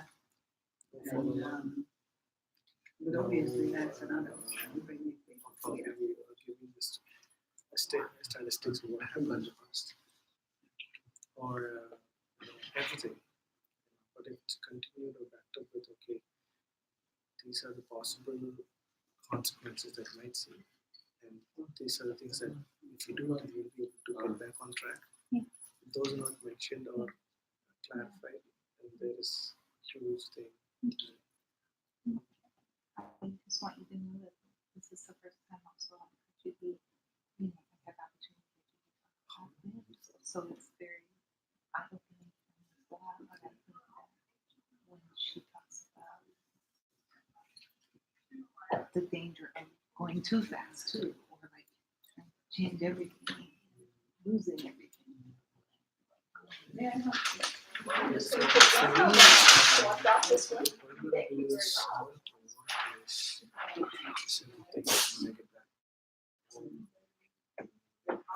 Right here. I'm good. I've got it all covered. Thank you, Maria. Okay. So what I'm realizing And here's the two photograph that they want to all together. I've made some mistakes that kind of cost my family. So happy you think that striking the balance between. Yeah, because for me, learning method of learning is type process. I don't ask many questions because type process. I say, okay, I should have done this. Or I would think it's this person process. And in the course of the process, if I don't have an answer to the question, I'm going to make some decisions that that doesn't put me in that stress. Yeah. Then say, okay, God is doing this work, but I want to be wise in making certain decisions and changing. It's okay for me to definitely change is important. Continuity, consistency, all those matters. And also in an organization perspective, to make sure when to bring change. And if I make a decision, from the staff, we do that. Okay. Defense it or are they agonists? Definitely, yes. But let's bring them back and convince them that this works. And keep phasing consequences. I see you. Oh, you did give it. It's not that, so it's not good going. Actually, no, but it's first and last. So we call facial admin. Something to make them realize that it is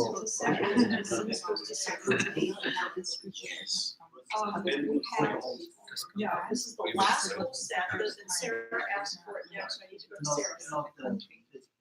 not just one, but Oh, yeah, yeah, we can. It's diversity. And it's very, it's almost soft. Yes. That's good. Well, that's really. Like the We're gonna try some. Thank you, disappoint. Renee, sorry, Alex. I didn't know.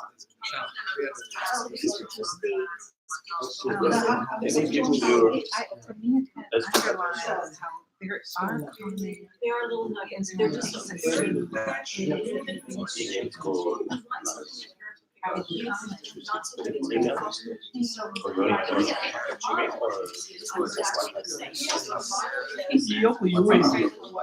what it is.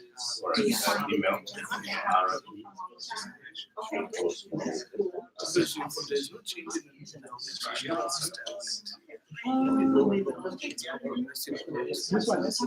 Yeah, the one that we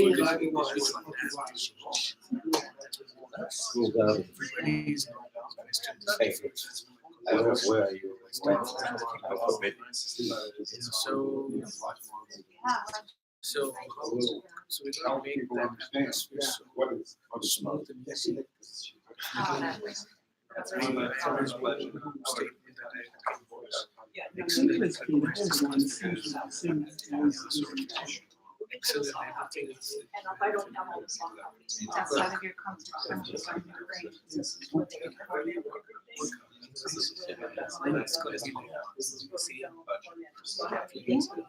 and that's not, I mean, that was what I was walking into. Our situation here.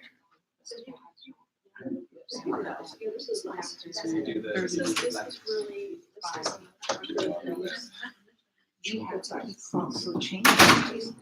We have to show Oh, you did it? and convince. Change. What I Also need to here, do there's is this desire for change. please keep reminding me. I need to get Something in in parallel. send a message or get something. I forget. But Jim has much Keep bugging me. confidence. I think because of the reason I mean, Yeah. But I don't have all of it, so I would say we're all formatted, we sent them all to Ukraine. So they formatted all the formatting and everything will be there, so. Because we have some, we actually wrote them to be translated into Russian, so, yeah. And we have lots more that we, so.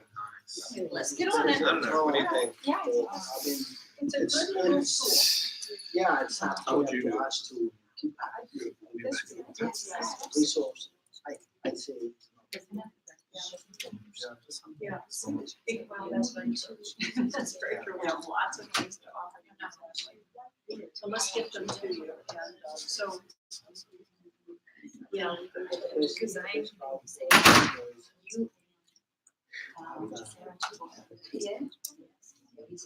That's a great idea. Yeah, that's a great idea. Like 3-4 days. Just sitting down there. That's a great. I think we should have nannies for Mm. parents, so that they would bring their kids to the retreat center. Yeah. And awesome. Make it so it's easy for them, make it Yeah. really Yeah. easy for them to be there. And it shows that you care about them, it's nurturing to them, it's keeping the kids with them. And then So fun just, things to yeah, do. I just need to share Yeah, so you don't overwhelm them. Yeah. Yeah, you don't wanna overwhelm them. That's get why your I want to just for myself to prepare. Yes, put your own thinking in place first of all. Libraries, sit on these. Good idea.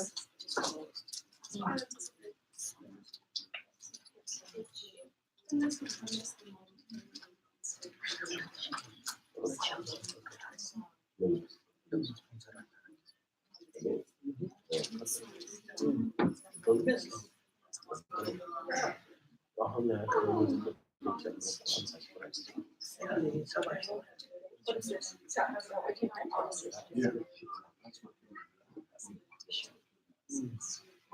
The metal is allergic to.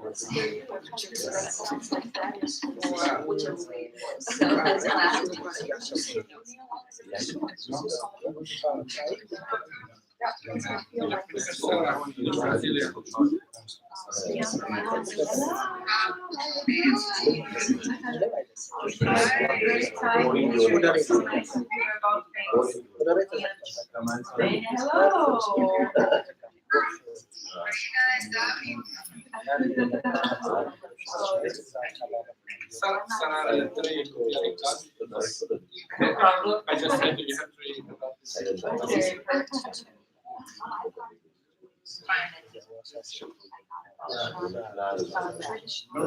Canadian. I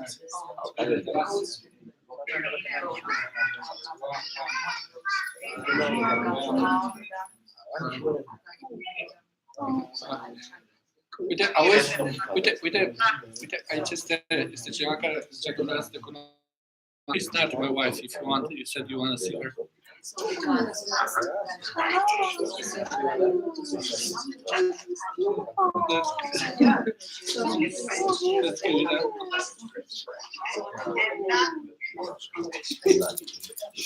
She's always bossy, rather, although she's smaller.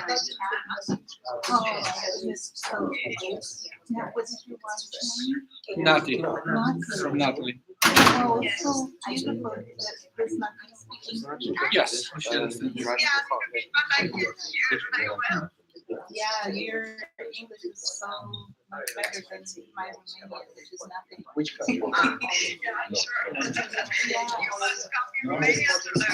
Yes, no, And the two. I really haven't lived in the West. You have a very amazing story. Yeah, really, we haven't seen, we I haven't asked heard him about today it. how he is in this work, I don't know where they are. What is he it? told me Okay, it I'll bring them started to you. with It's fine. your story, the story of you and him, as a couple. It really touches my heart. Yeah. Well, Thank you. Thank you. Nice to meet you. Bye. and through the fresh I can do this. I can say, I can say. Oh, hi. What color do you want?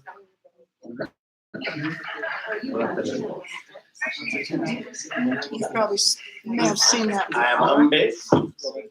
With you. Awesome. Nice to meet you too. What's your name? Hi, nice to meet you. What's her name?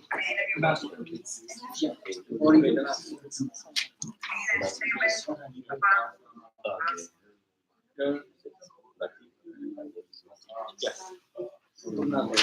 Nothing. Okay.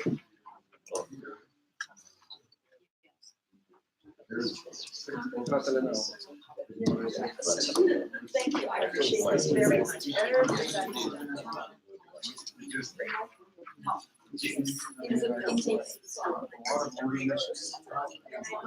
All right, can we pull together, please?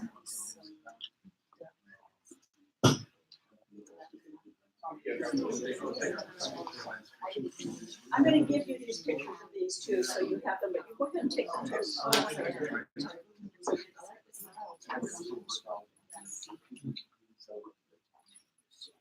We're still missing a couple. Can we join together? Yes. So, this was Sean. You're here. Next. Alex is here. Behind us here. So I have one handout that I've just given to you, and we're not gonna go over it. You can read it, because you've heard both Ruby and me using all of these terms for the past 5 days: engaging, educating, empowering, evaluating, resistance, all of that. This just puts in one place those concepts. And the only thing I want to say to you about this is that a very strategic and intuitive leader will do some of all of this in every contact they have with any person. And you do it all at the same time. You weave it all together. And I think my staff have heard me say often, I don't do one thing at a time, I do 6. So whenever I meet with somebody, I have an opportunity to engage them. I have an opportunity to empower them. I have an opportunity to help educate them. And you know, education can lead to empowerment, which leads to engagement. They kind of all fit together. Some of this comes out of basic social work theory, because when you're trying to develop relationships with people so you can work with them, these are the same things that you try to do with individuals when you're working as a social worker. But I found they're equally useful when you're a leader or a consultant and you're trying to help bring people along, be part of an initiative. And they're also really good for working with your staff. So I'm just giving it to you as a resource. I think there's no new concepts here because we've been talking about all this for 5 days. Okay? All right, so we're gonna move on to the next plan, because Ruby's gonna explain that we need you to get back into the groups that you work with to do your strengths, weaknesses, opportunities, yada, yada. Okay, we have a list of questions that we're gonna pass out to you. There are 2 pages of questions here. And that we want you to look at in your group. We want you to go actually through all of these questions and have some kind of input onto those questions that right now. That doesn't mean that this is going to be thorough and complete. We recognize that there's work you're going to do that you get back with your teams as well. But for right now, it is to generate your thinking, to apply what you have been hearing, and to begin to look at it within the realities of your own context. So there are real necessities that you do this as a team. For those of you who don't have a team with you, that you are your team, you can talk to yourself and do this, but actually, no, you are going to be end up working alone, because it really has to be very specific to you. So those of you who have a team, please get together. We're going to give you some time to do this.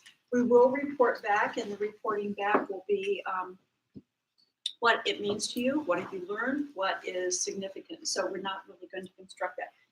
Are there any questions? There may be when you look at the questions. The people that worked, they didn't work independently. We were doing the SWOT analysis. You want them to go together again? Yeah, and then you can talk to each other, because I think you'll generate more dialogue if you work together than if you try to do it alone. That's perfect. But what you're going to put on here is going to be really specific to you, not to the other group. Okay, so let's do that. That works okay for me as well. So Alex, it brings you back over here. Any other questions or thoughts? We're good? Time check. I think we're gonna be doing this for the rest of the day. Yeah. And we'll leave, maybe an hour at the end for discussion, and report out, Ruby, and then debrief, so. That sounds good, because right now it's 10 till 12. We break for lunch at 1. We come back from lunch at 2. That gives us 1 hour to debrief and break out. So you have from now until lunchtime to do this, and then we'll debrief after lunch. Make sense? Okay, so into your groups, and we're available. If you want to chat with us and talk with us about things and maybe clarify the questions, we'll be glad to come as well. Let me help you here. You're welcome.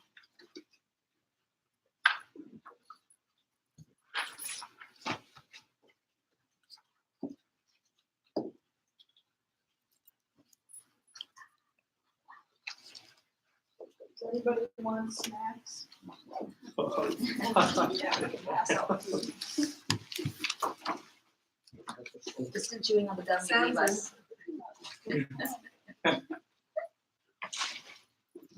You can keep it there as long as you want. And then I'm going to take it from you and pass it to the next group.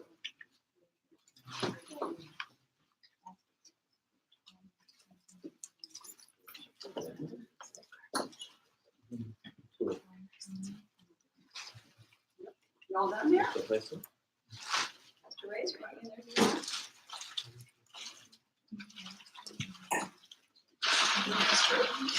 Anybody want to say something? Pass it on around to the next group. May I add one thing to the instructions? I just want to loop it back. A lot of you have been talking all along about not knowing where to go because you don't have data. Sorry. Data can be research data, data can be the informant data, things that people have told you, data can be what you know from experience.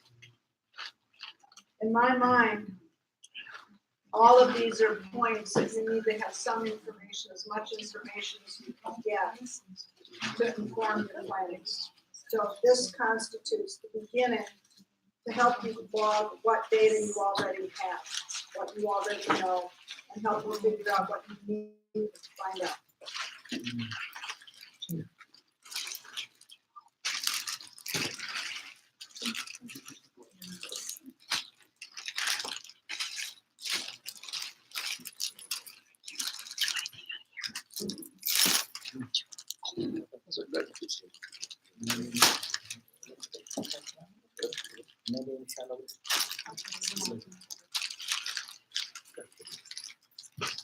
May I join you? Yeah, sure.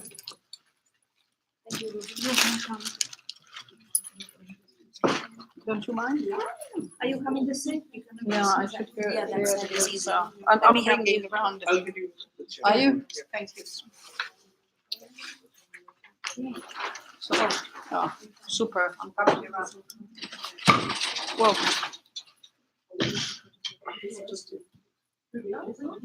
Are these questions in conflict with everything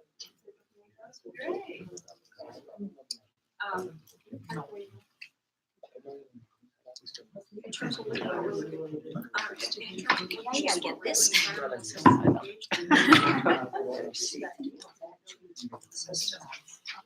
If it has application in other areas. Maybe a barrier, it might this is looking specific. And there's no so. Really? We see that. It is true that you should strengthen the relationship so that you are not alone.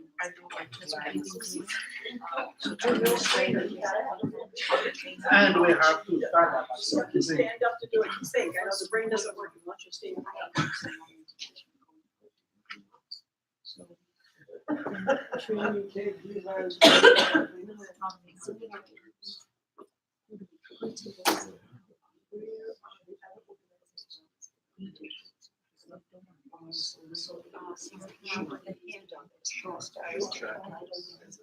And have you got any website? Yes, we have four. So they work together, but there wasn't one. This would be a good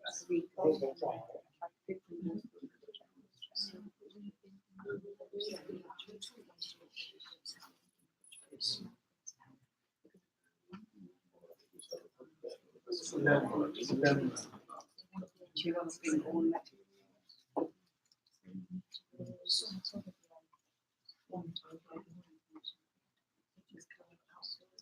But you can utilize your own experiences for the same.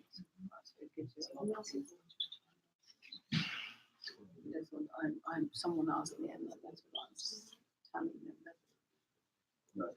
So you have to using the experience in the trainings and research and that people can build see what you got. The local studies are not much American.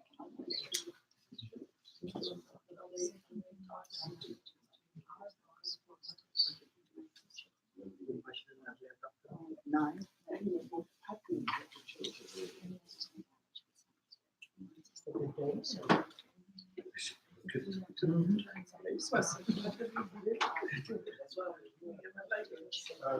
I'm working at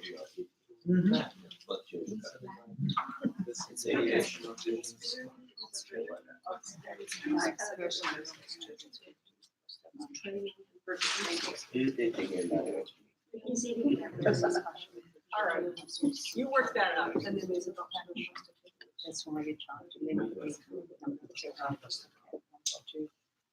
decisively. And actually, that is an institution. I mean, I know there are families who's not in that children, but basically these are not siblings, but that's just that difference. But I find it very specific. But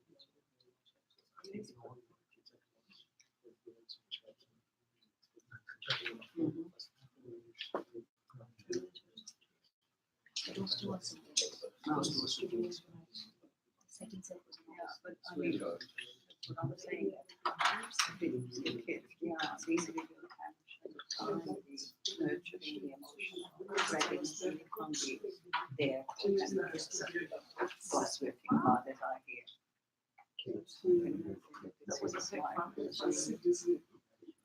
The job as usual.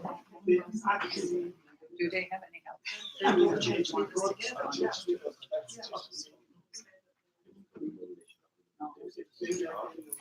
No, so I think it sounds really. I don't know if you were asking the children, say, the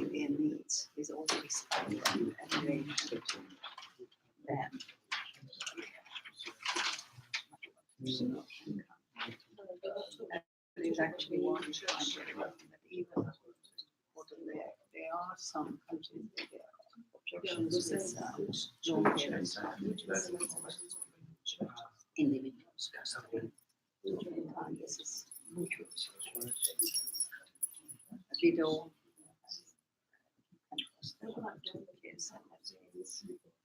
This is because they keep giving them the opportunity to.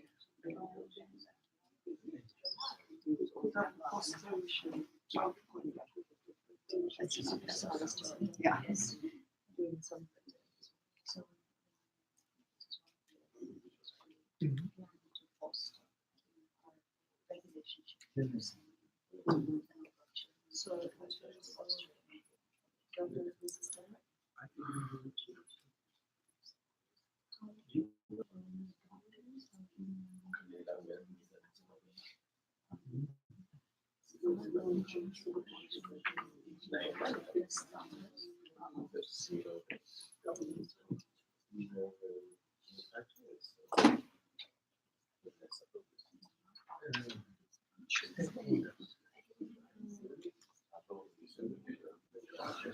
Yes, you can, absolutely. So looking at your, okay,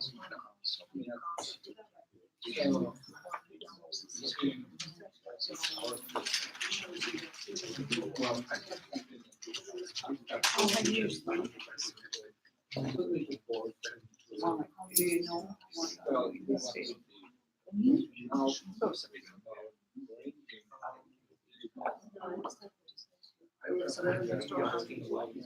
Yeah, well, it is minor banking or astrophysics or something.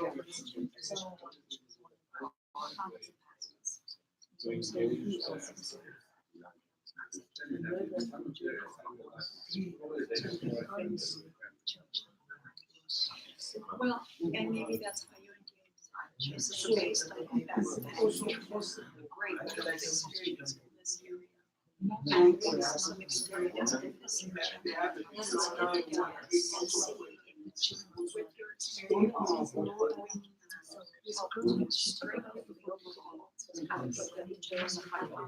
And she's working on her and see what that might look like. Recognize just just to go through a while to take some. But to open the door, and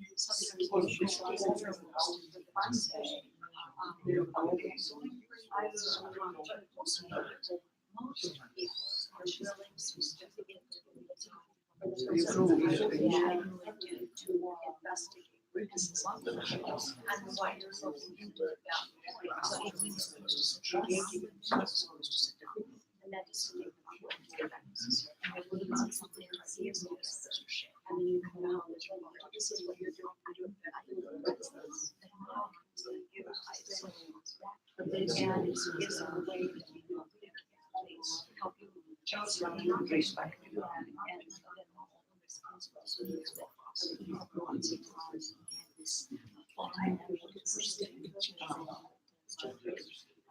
yeah, so it's looking at we want the same thing. So this is what it was. What we're doing. Why do you environmental assessment? Why do you environmental assessment is also how do we one day how do we make sharing and making better sharing? How do you train our people on that? I think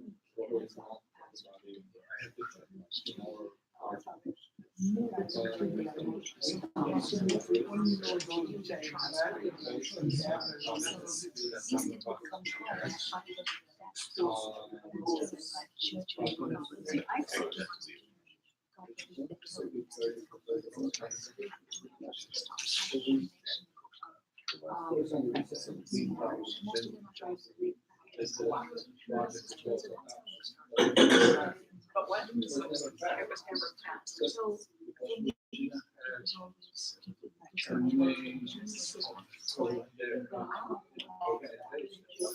So even if it's a good thing, most of them there. something So- happened. So we should be So he was transferred into I think we should go back. So with my words, a little bit more insight. Yeah, and show respect for their work. Because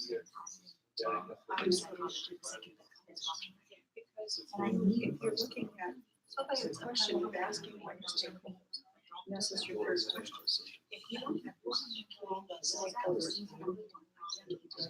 and some of those students how to drink really going to go on this. Something that I'll be different on is go back over. How bad is not bad this second? And say, especially for and what you don't have is not I would say your interest is to get this in is not to be a really. So I think that's hard for people to change.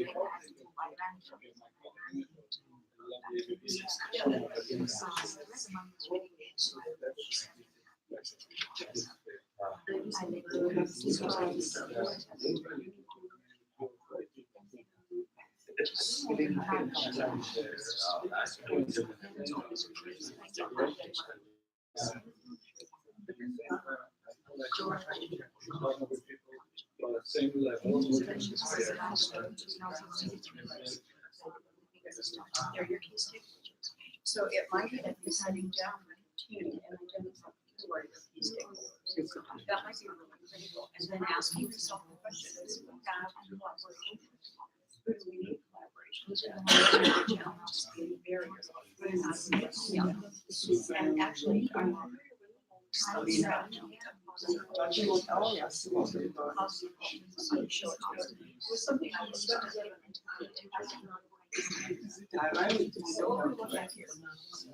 so I really just and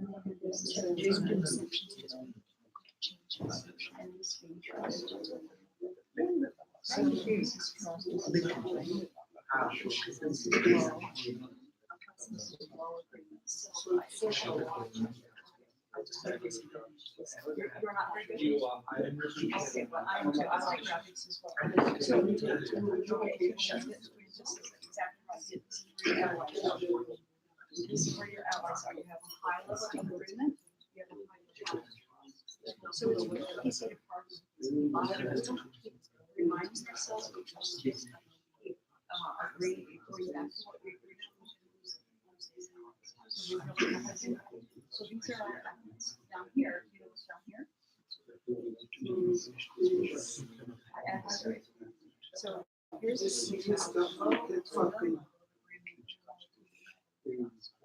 these persons here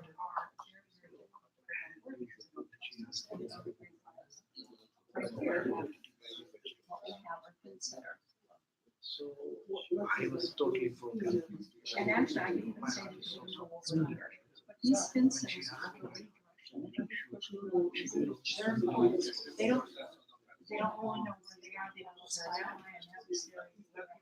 What do we have over here? Our functions. So these are people that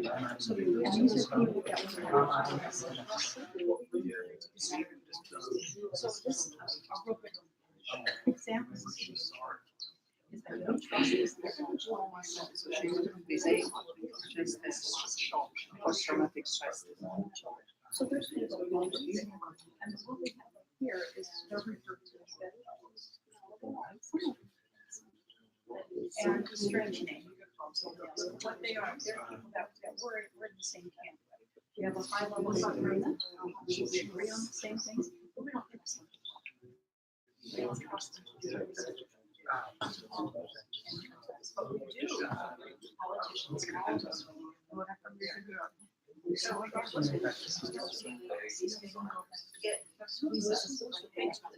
Oh, we just go back to right, these are arts, none of like where they fit, they're only as far as we can see. So, if we've got an opponent, what do we have to do? So let's go back to what we agreed on and find those areas of agreement.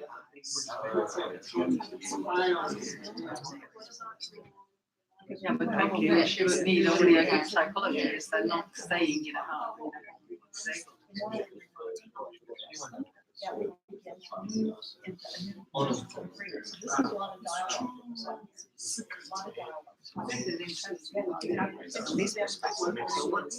That's what my I'm asking.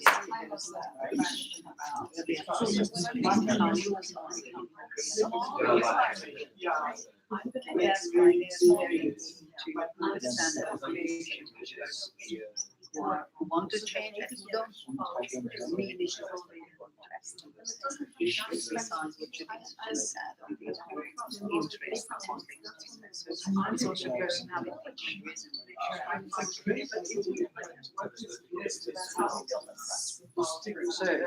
So that's why this is a weird, but that's easy for you to understand. That's not just persevere.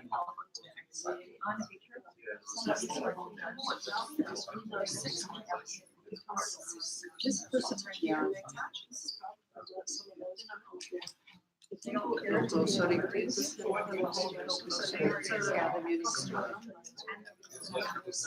these are the church. In their schools and we work with these. I'm thinking and eventually institutions like membership or dialogue is that they begin to see themselves. And a moment that we're starting to where they move out of here. You see, as in the thousand on schools, and keep in mind, this is mid-range. And what I find fascinating, there is a your studies and also the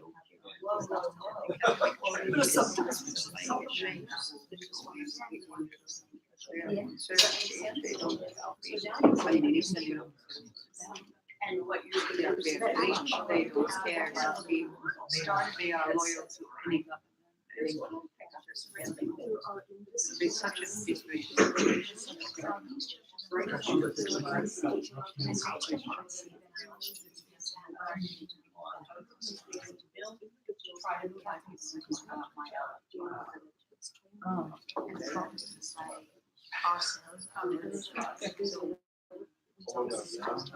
Does it make sense?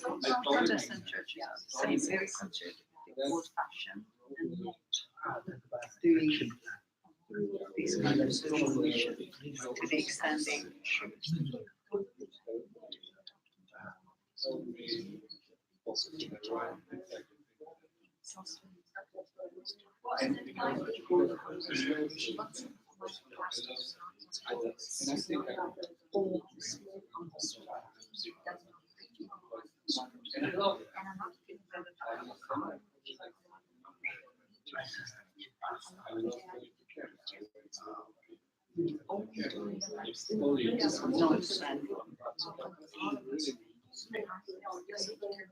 Exactly. I saw that I know how close the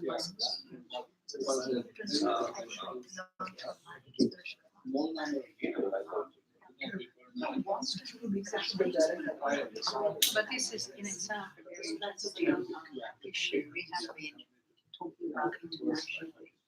Well, I would say if I think someone else and give them information that I'll take it because these visits were hours to work villages, places like that. And go distance to donating money to them. They will never give you money for training, re-institutionalization, but they don't understand that they are causing much more harm than good.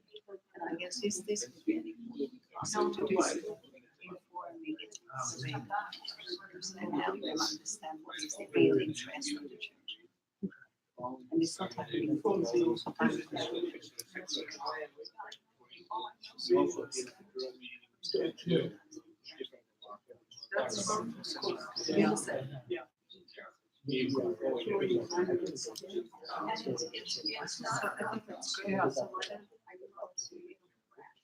So we're going to go to white side.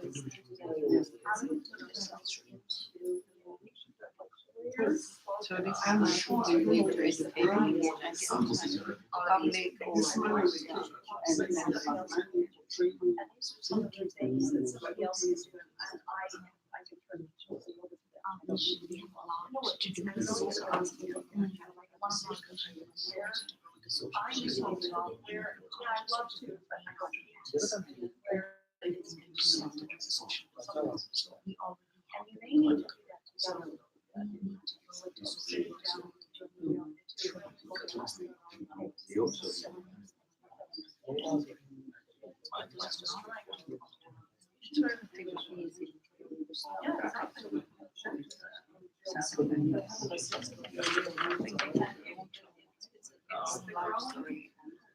For many people, it's really hard to really understand, and this was interesting to understand that we don't do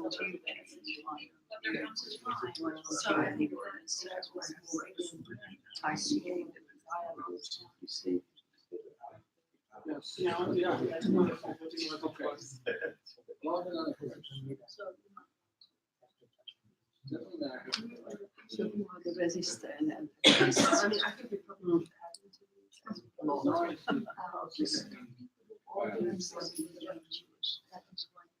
It's really interesting.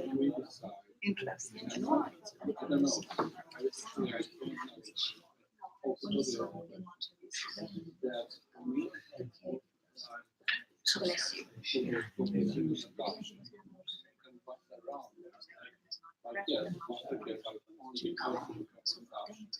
Training, and we will are Discipline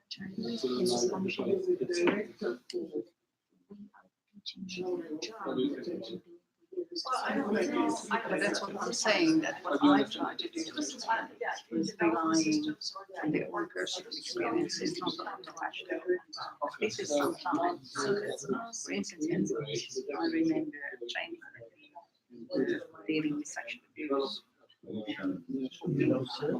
Symptoms, showing fear,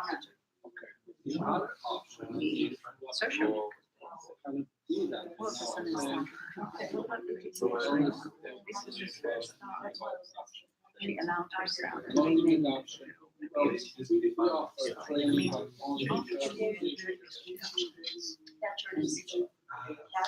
Keep it down and thinking, not realizing how distressing it is.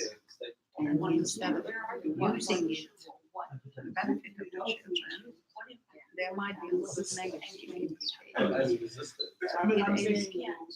So what you say is this, you are saying this is very, very common, that these caretakers are very resistant because they see the strength and prejudice. So that if you are curious about the occupation of life, just it's coming up, and then you can start thinking, because then this is how you can imagine the kids. So that's, well, at least that's what I've been doing. Because exactly, and then they open up. Oh my God, they're bringing out questions. How do I do this? Because they understand that you are there to help and not to often.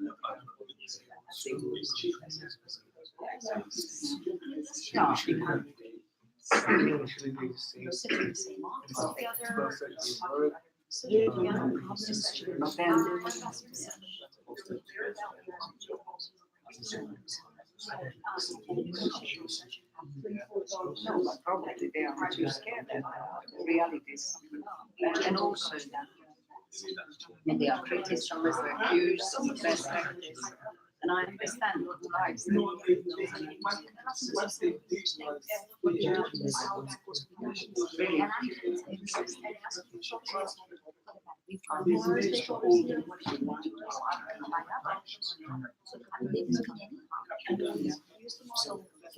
But if you go a little bit deeper, they can bring up. You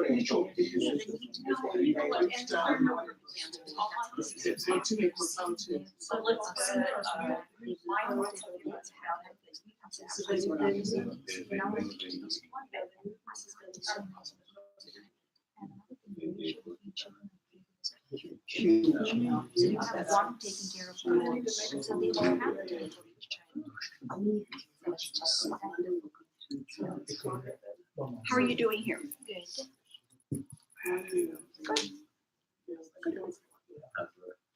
So resistant antagonist. And what about local politicians?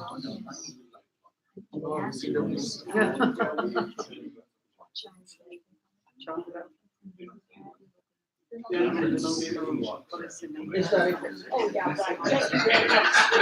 Thank you. I'm glad you visited America. That's right. We are talking from our heart.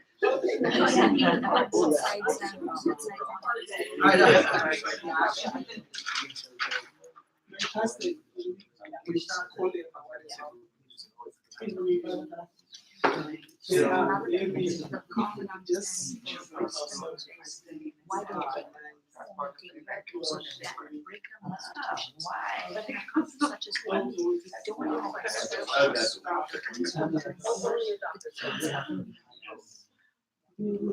So This is the big thing.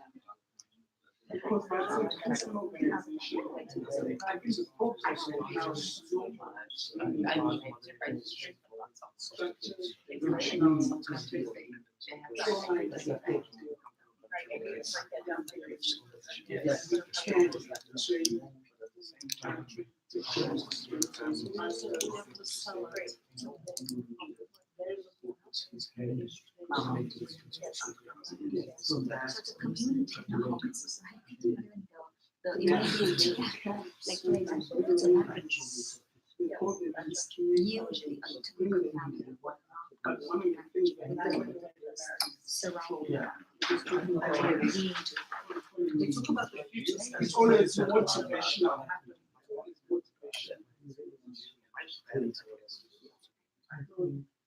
Some of the major universities.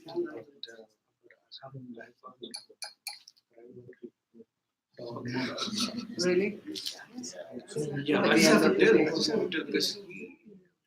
I think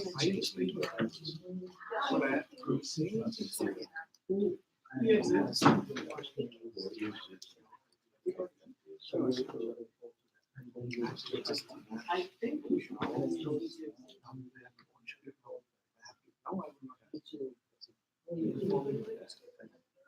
Do they accept? They have no choice. in my case. You know what I'm saying? We check but once you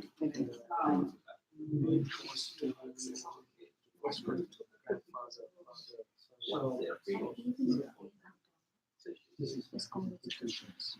The parents think that there's no difference. They talk about it like there's no difference. But as an outsider, you can see through it.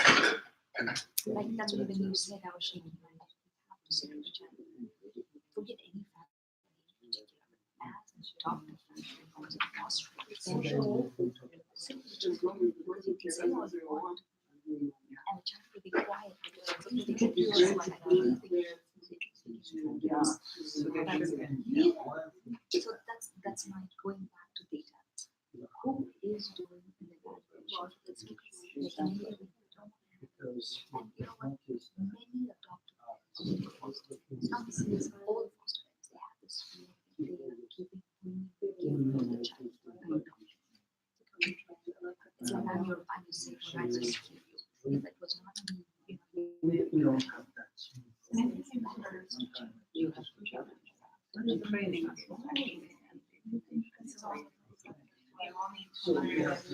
Oh my God. We have a lot to do. Yeah. And so I think it would be observers. Do you think it has any relevance to I see teachers consider though they think it is the right thing to do, they don't have support. Really?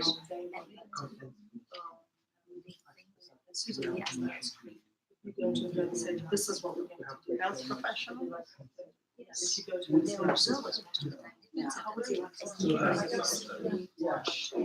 to say. And volunteers, community And members, that how much can you activate? actually, communities, It's like a wave in society. If something We're talking about And then the other piece. I mean, I think we should. Because we want to school and I, Yeah.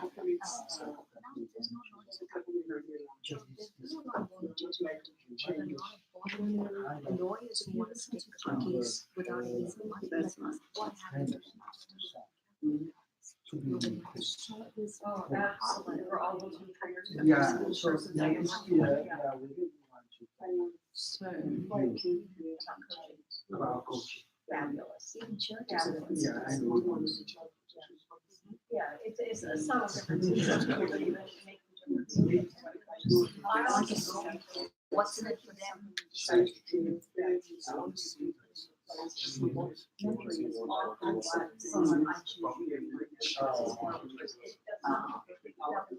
That's fine.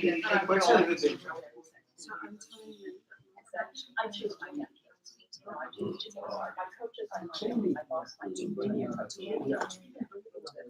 Every child. So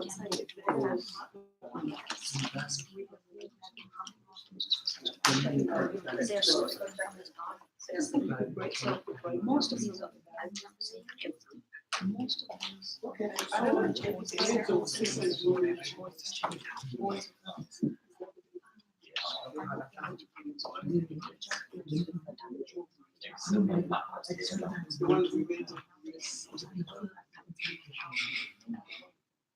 That's been a question.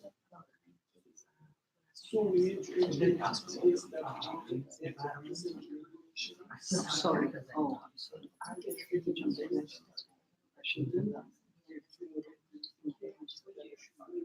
Many different ways it's happening.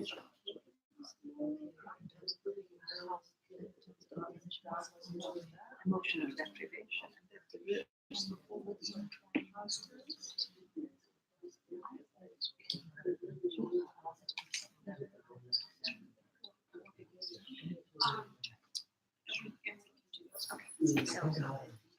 Yeah, I didn't want you to go around that. Sorry.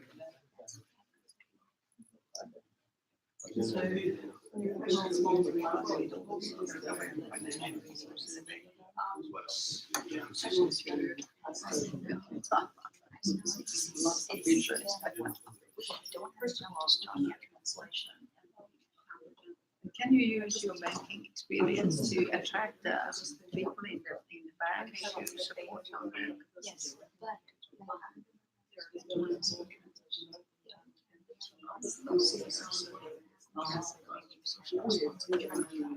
people know it. And that's usually they all take it as a project. Not as an ongoing.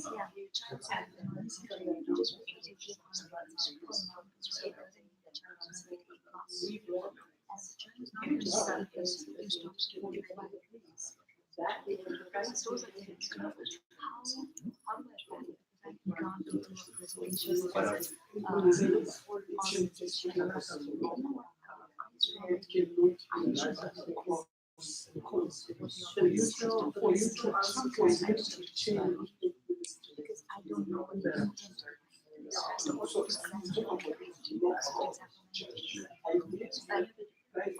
In practice. I don't know if it's right. I don't want to take responsibility on myself. I didn't want to. What I I think people can say it's not best.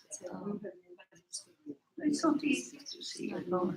You need to be distance and having experience in otherwise how can you see it? I don't blame them. It's just that that's why it is needed to have some input from outside and not just relying.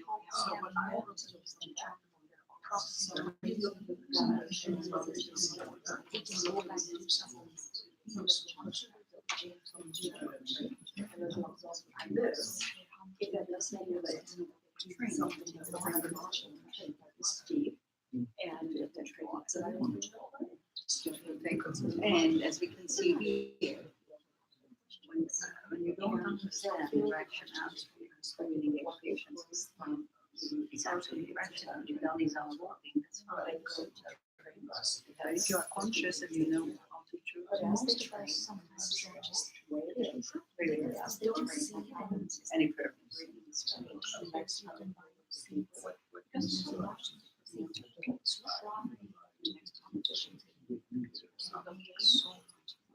knowledge of stuff by the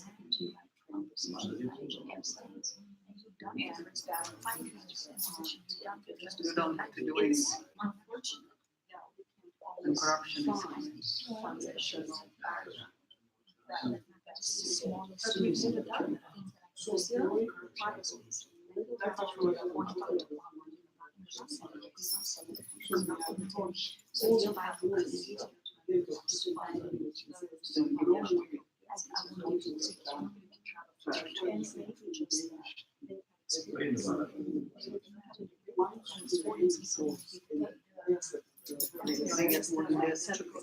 So then what do you say?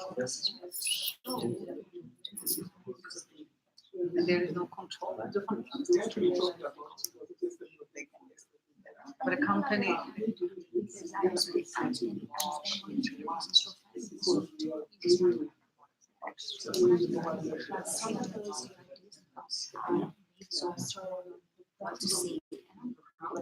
what about the companies? Stay on. They are losing.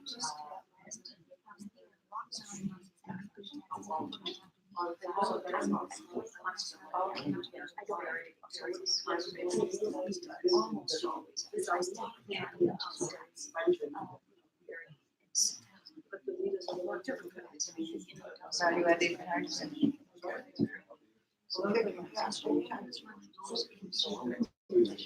Or is it not?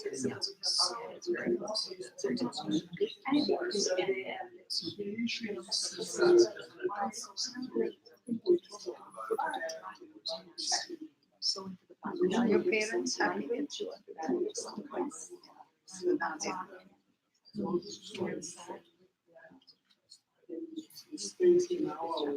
Good. Have you got siblings? What if they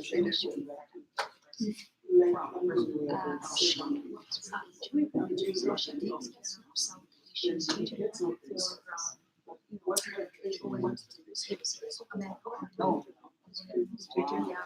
That's huge.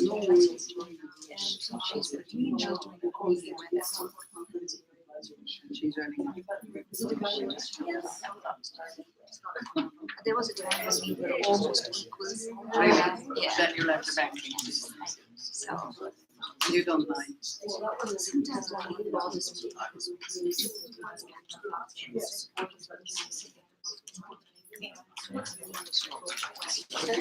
How many is those?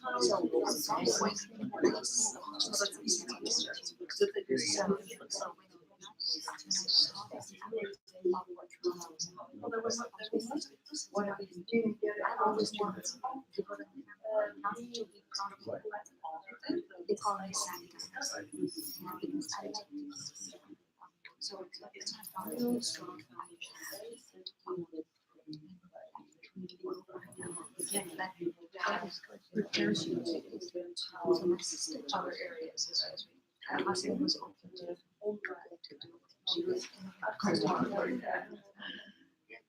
He's managing. He's now He's here at home. he's at home, he walks, he eats by himself. Right. Slow, it's just too much. No, but most of the time. He's very good hands on therapy, physical therapy. He's getting. So slowly this whole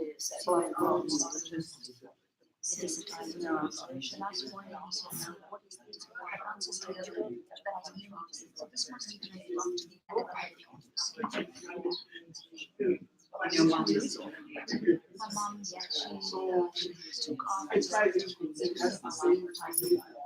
So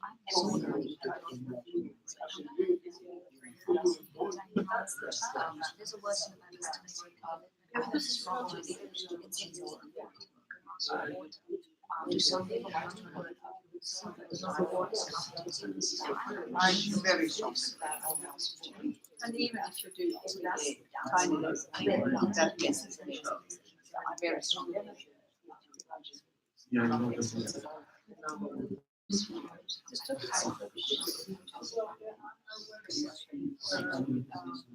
All the people.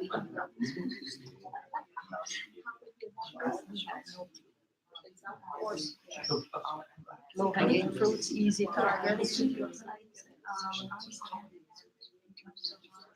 They can do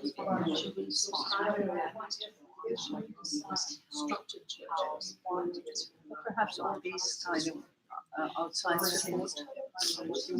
Yes. Yeah, that's also low hanging fruit. So, I think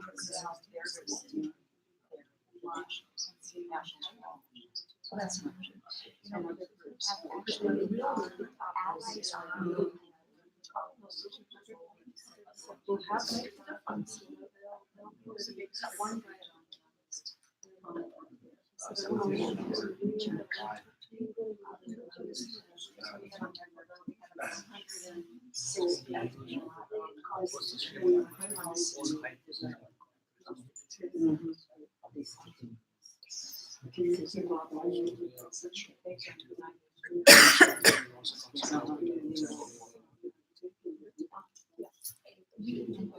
I mean, there's a downside. Now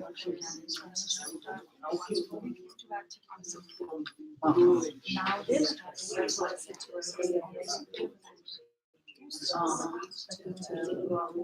And it's good for them, so it's building them.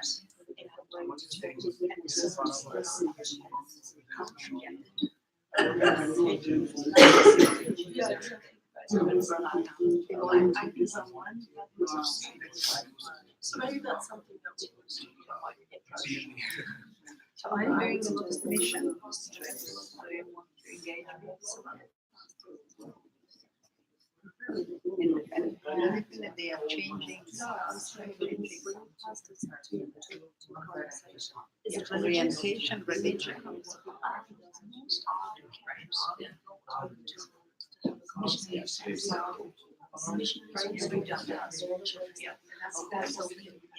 But we do schools, which is libraries, so we do a lot of life skills. So we don't bring God. So Secular.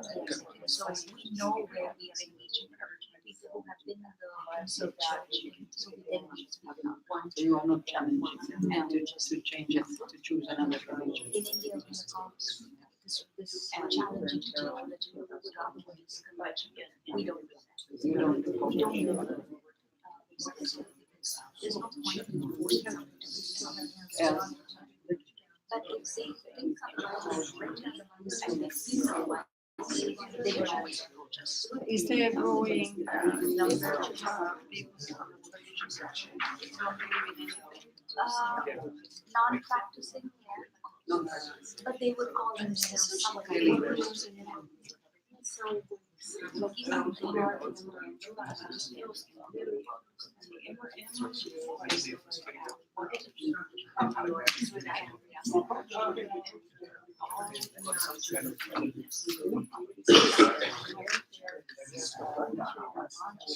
Or becoming too materialistic and then they believe in money and compounds. and right now with the current religion is a very soft topic. You can go to this religion like so so much more. Really? So much more.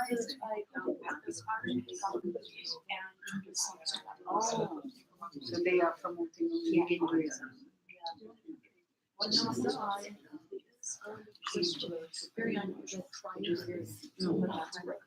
Yeah.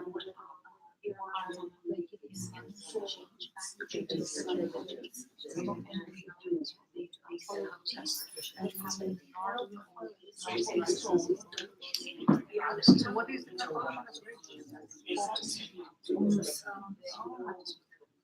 They say 6%. 2% is secret. That's what I'm thinking. They could invest in but we do have a lot in our church. So almost every week we have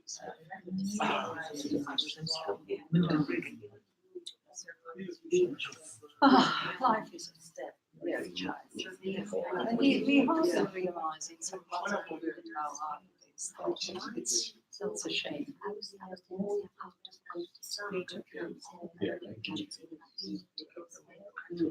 To see how still yeah, I can see that. I've been living in one when there's not audience, something that you can reach what's really very tough. And also because politicians are not supporting. It could be resolved. And it's not that it isn't. It's just that there is no desire. And that is what annoys me so that it would be worse for them if they were allowing people to live a better life. On the contrary, and for some reason this is not.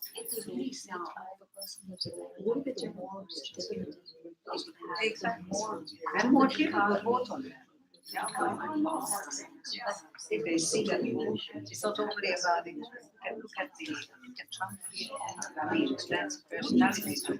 He's narcissistic and also he's a family. Have you seen yesterday he was speaking about this, that his lawyer said he said I was hired. What is this? and he has no clue about what was going on. He's absolutely innocent. He paid for all these prostitutes, these hundreds of thousands of euros.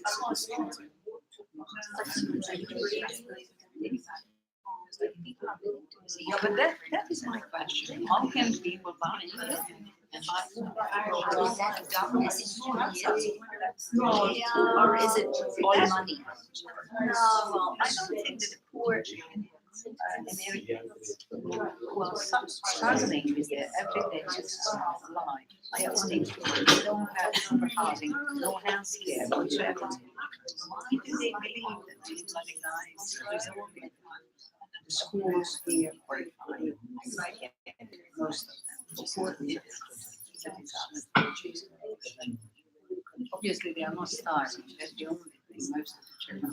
But when it comes to education, health care, for the rich countries, they should be. For a developing country. Okay. Who needs to be educated before they will be willing to become involved? All of them. Everybody.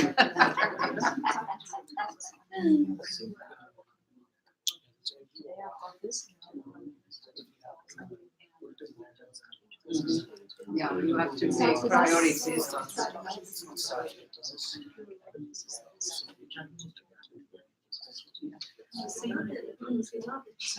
Yeah, but here it's a very concrete question.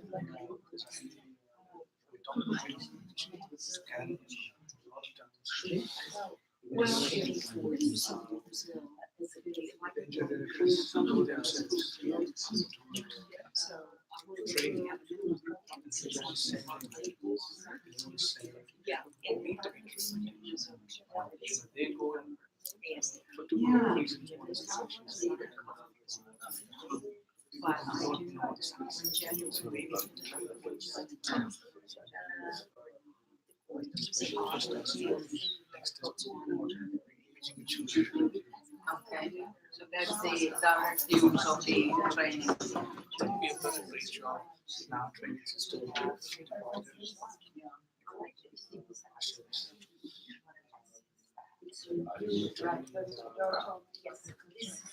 Sets of training.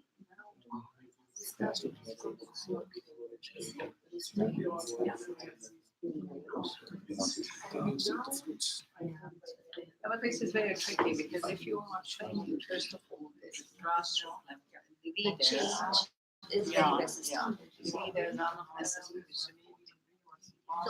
so it is very, very complex. So we don't see that in one to one to two. They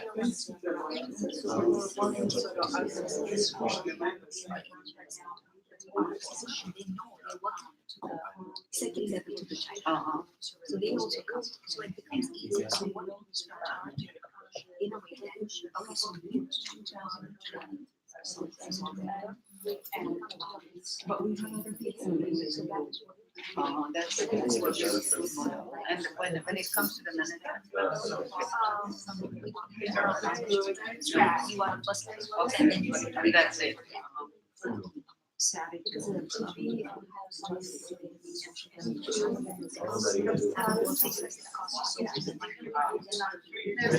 policymakers and Oh, that's. can you read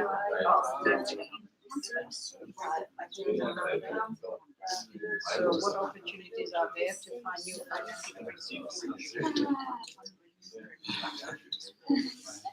That's the part I hate. I hate that too. I'm not good at But it. good at this one here is good. I can't.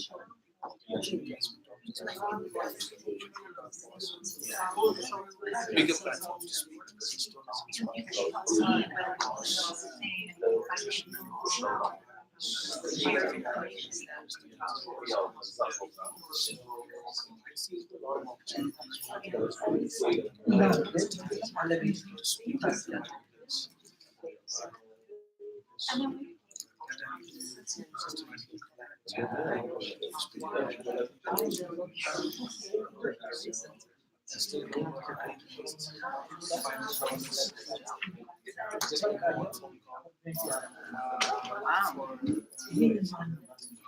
Also, I see that It can be done. So what is the average salary for a social organization? It depends on which organization you're working. If it's an international organization, Meaning,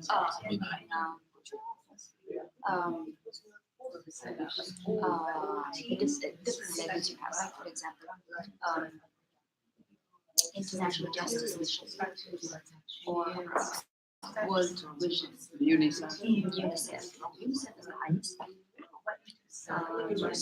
IGM, I applied for a position in IGM.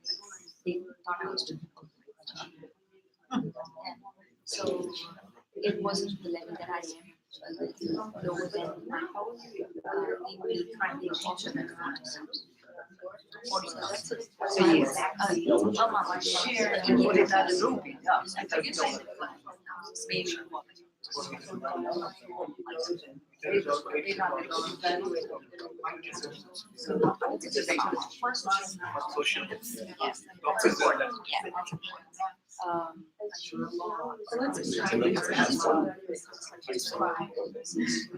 I think there was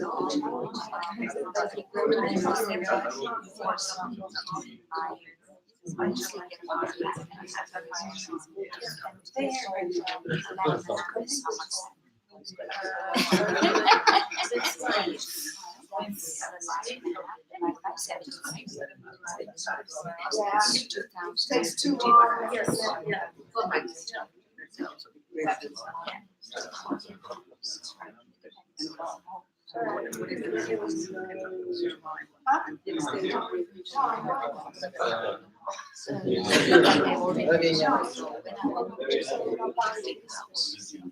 I knew I was moving, the first one was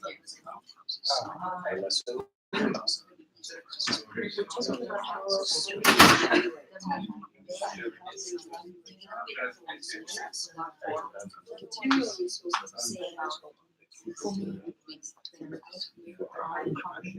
but that means I don't do a lot of things. That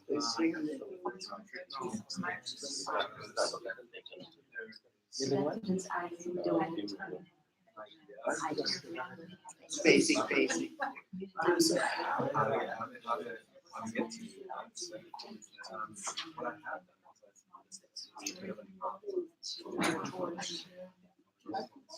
But this is roughly a little bit, perhaps more for in my country. Yeah. Such a rich They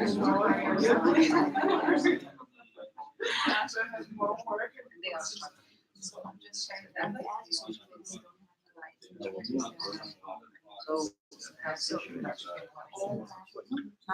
all that is separate. Right now in January when I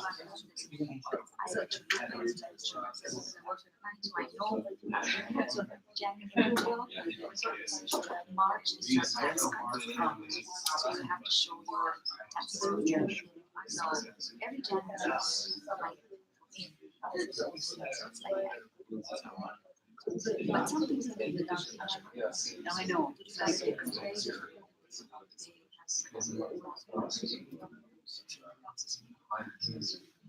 So there's no free service with children? you can get it from the government, but nobody would choose to go to the government. Subsidies don't hard.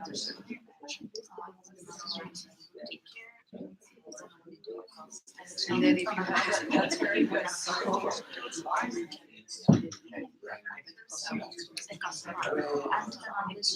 One night and so if you're old man, then there's a wife. So if you don't want going for daycare, well, let me know. That's a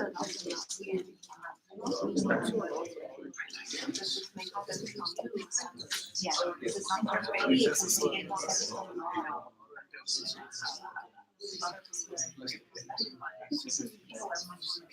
It calls them to and you're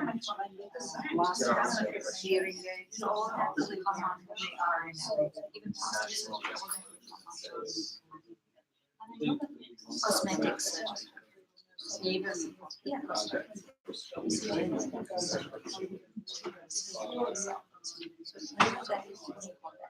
Braces, yeah.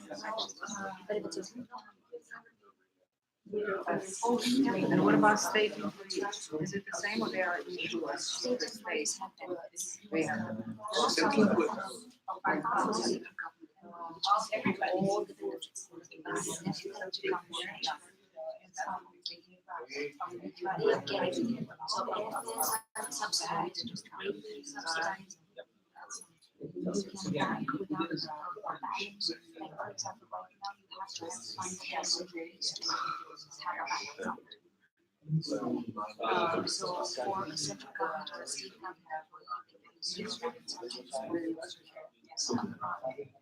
So everybody wants to be. I mean, maybe the marriage was also And that's easy, they can be blackmailed then and they know what they are. Some don't get fired, so schools, there's like 8 schools, government school. If you go in, there's no children are jumping, one day, Teachers.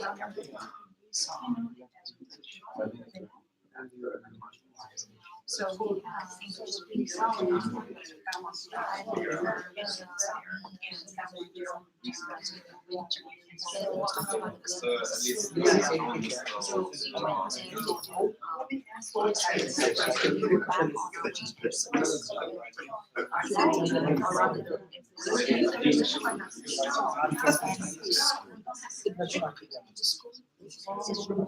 So you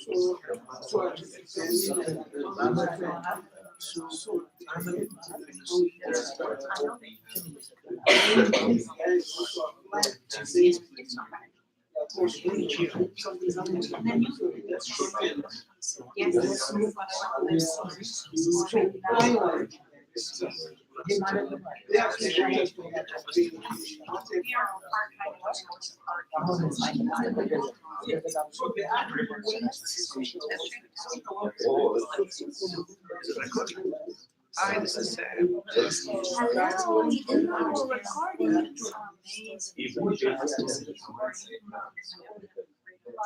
So Somehow food is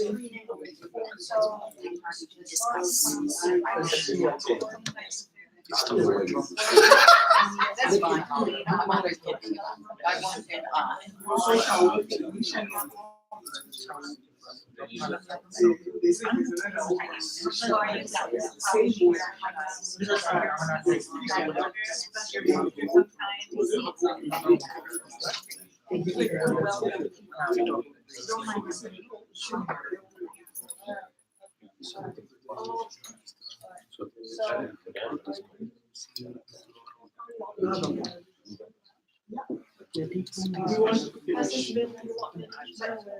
But you invite me to deal with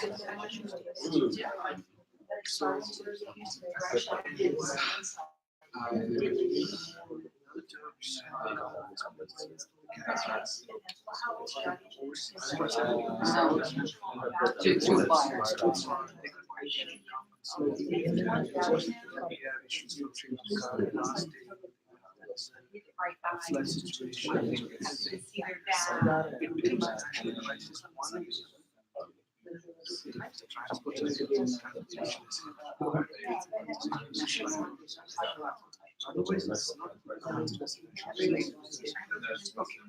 No, these are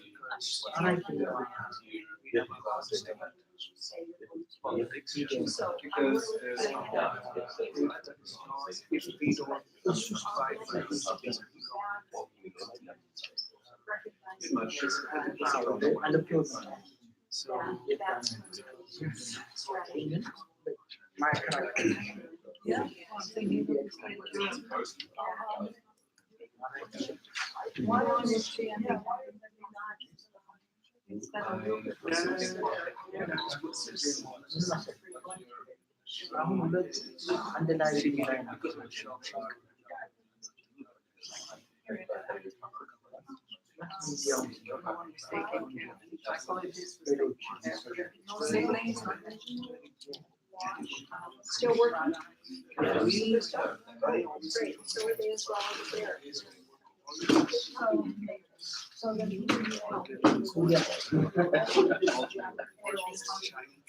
All right, anyway.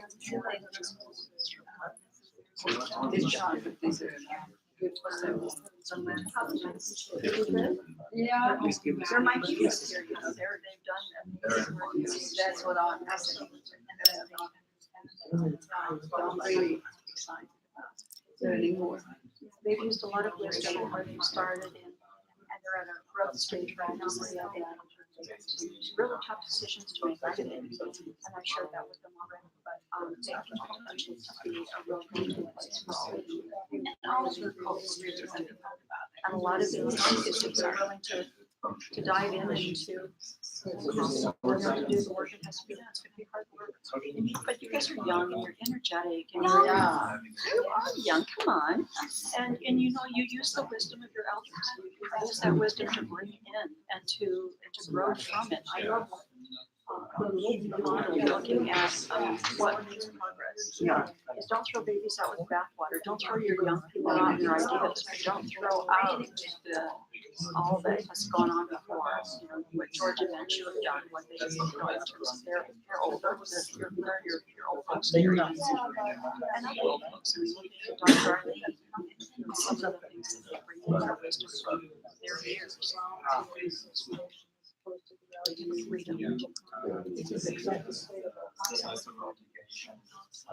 Thank you very much. Yeah, I just have to put you over there and see what you're doing. Yeah, happily. Anytime if I can be of use.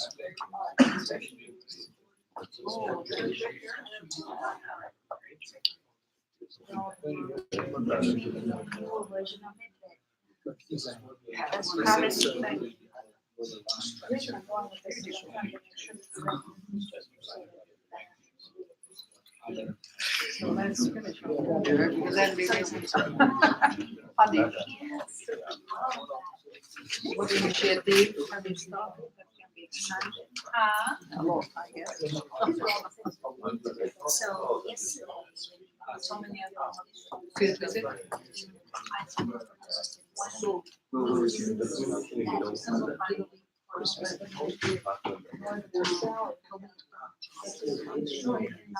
It's just happening. It's a natural. Here, that people stop to market. And they are just selling. I'm not saying that it's not wonderful and it's not helpful for others to learn that this is. At the end of the day, people are selling more than what they do. That's an interesting setup. And I think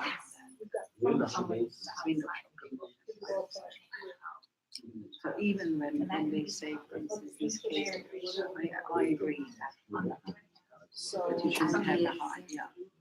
At the end of the day, if it's not banking account, if you just go 13 kilometers or your countryside.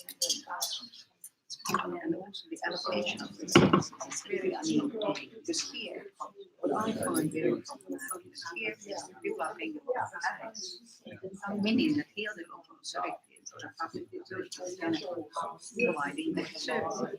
Why isn't there any compensation? So where poor people are living and they don't pay. They should be compensated. How can they develop? How can they challenge the system if they are not getting resources? So it's very unfair. Exactly.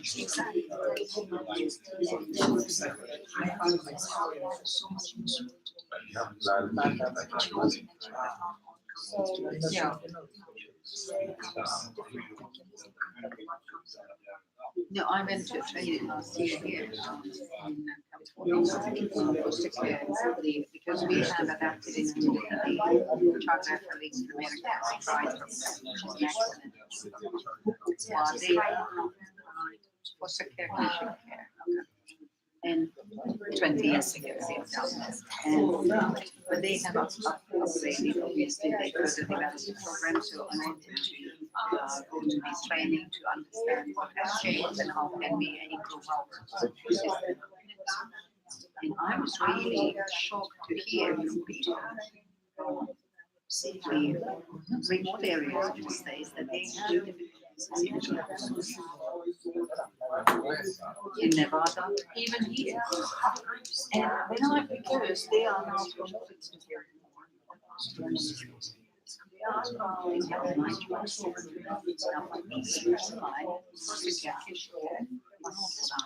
because that should be personal, should be based on communication, but anyway, I understand that at least one the lexical stuff was to learn things.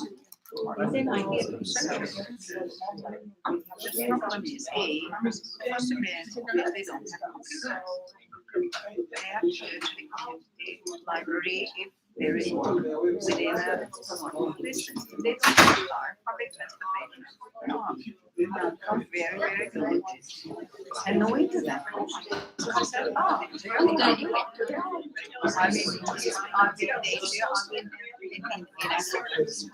the United States, this is the richest country.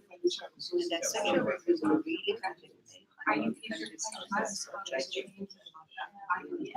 they are driving 6 hours to get to where they can training, and then as you learn, they are paid for streets and stuff. So it is 1 o'clock. Here's what we're going to ask you to do. If you're ready to break for lunch, go ahead and go. And if you want to continue working for a few minutes, you can do that as well. You can also break for lunch and come back and work. I mean, if you'd like to do that. But when we come back by 2 o'clock, we're going to actually start looking at debriefing and closing down a bit. So right now you've got some choices that you can make. Lunch now. Ruby, how many questions do we have to get through? You do not have to get through all the questions. And actually, we'll talk about that. It's more important that you be able to feel good about the questions you have worked on, and that you come away with this activity of knowing where you're going to go, what the strategy is going to be. I don't want to spoil the thunder of this group here, but I know that they didn't get through all the questions, but they've got a pretty comprehensive strategy of where they're going to go. Here's the other part of it, you need to know what the questions are, because I don't expect that you'll have all the data to answer all these Right. questions. so you Right, don't because know. we've missed some in between, because we don't know. No. Yeah, exactly, very that's the benefit of this, is to say, you don't know, Sure, and you have to sure. figure out how you're gonna find out. From my perspective, this is just starting this exercise, when you go home, you need to continue it and Sure, drill sure. down, because this is the data you need to do good planning. So this is just to get you started. Okay. That's good, that's okay, so you're on your own, you decide what you want to do, lunch now, lunch later. Sorry? Yeah, we will do this one. During the lunch. During lunch? Yeah. Enjoy your lunch. We can eat that. We are used to that, aren't we?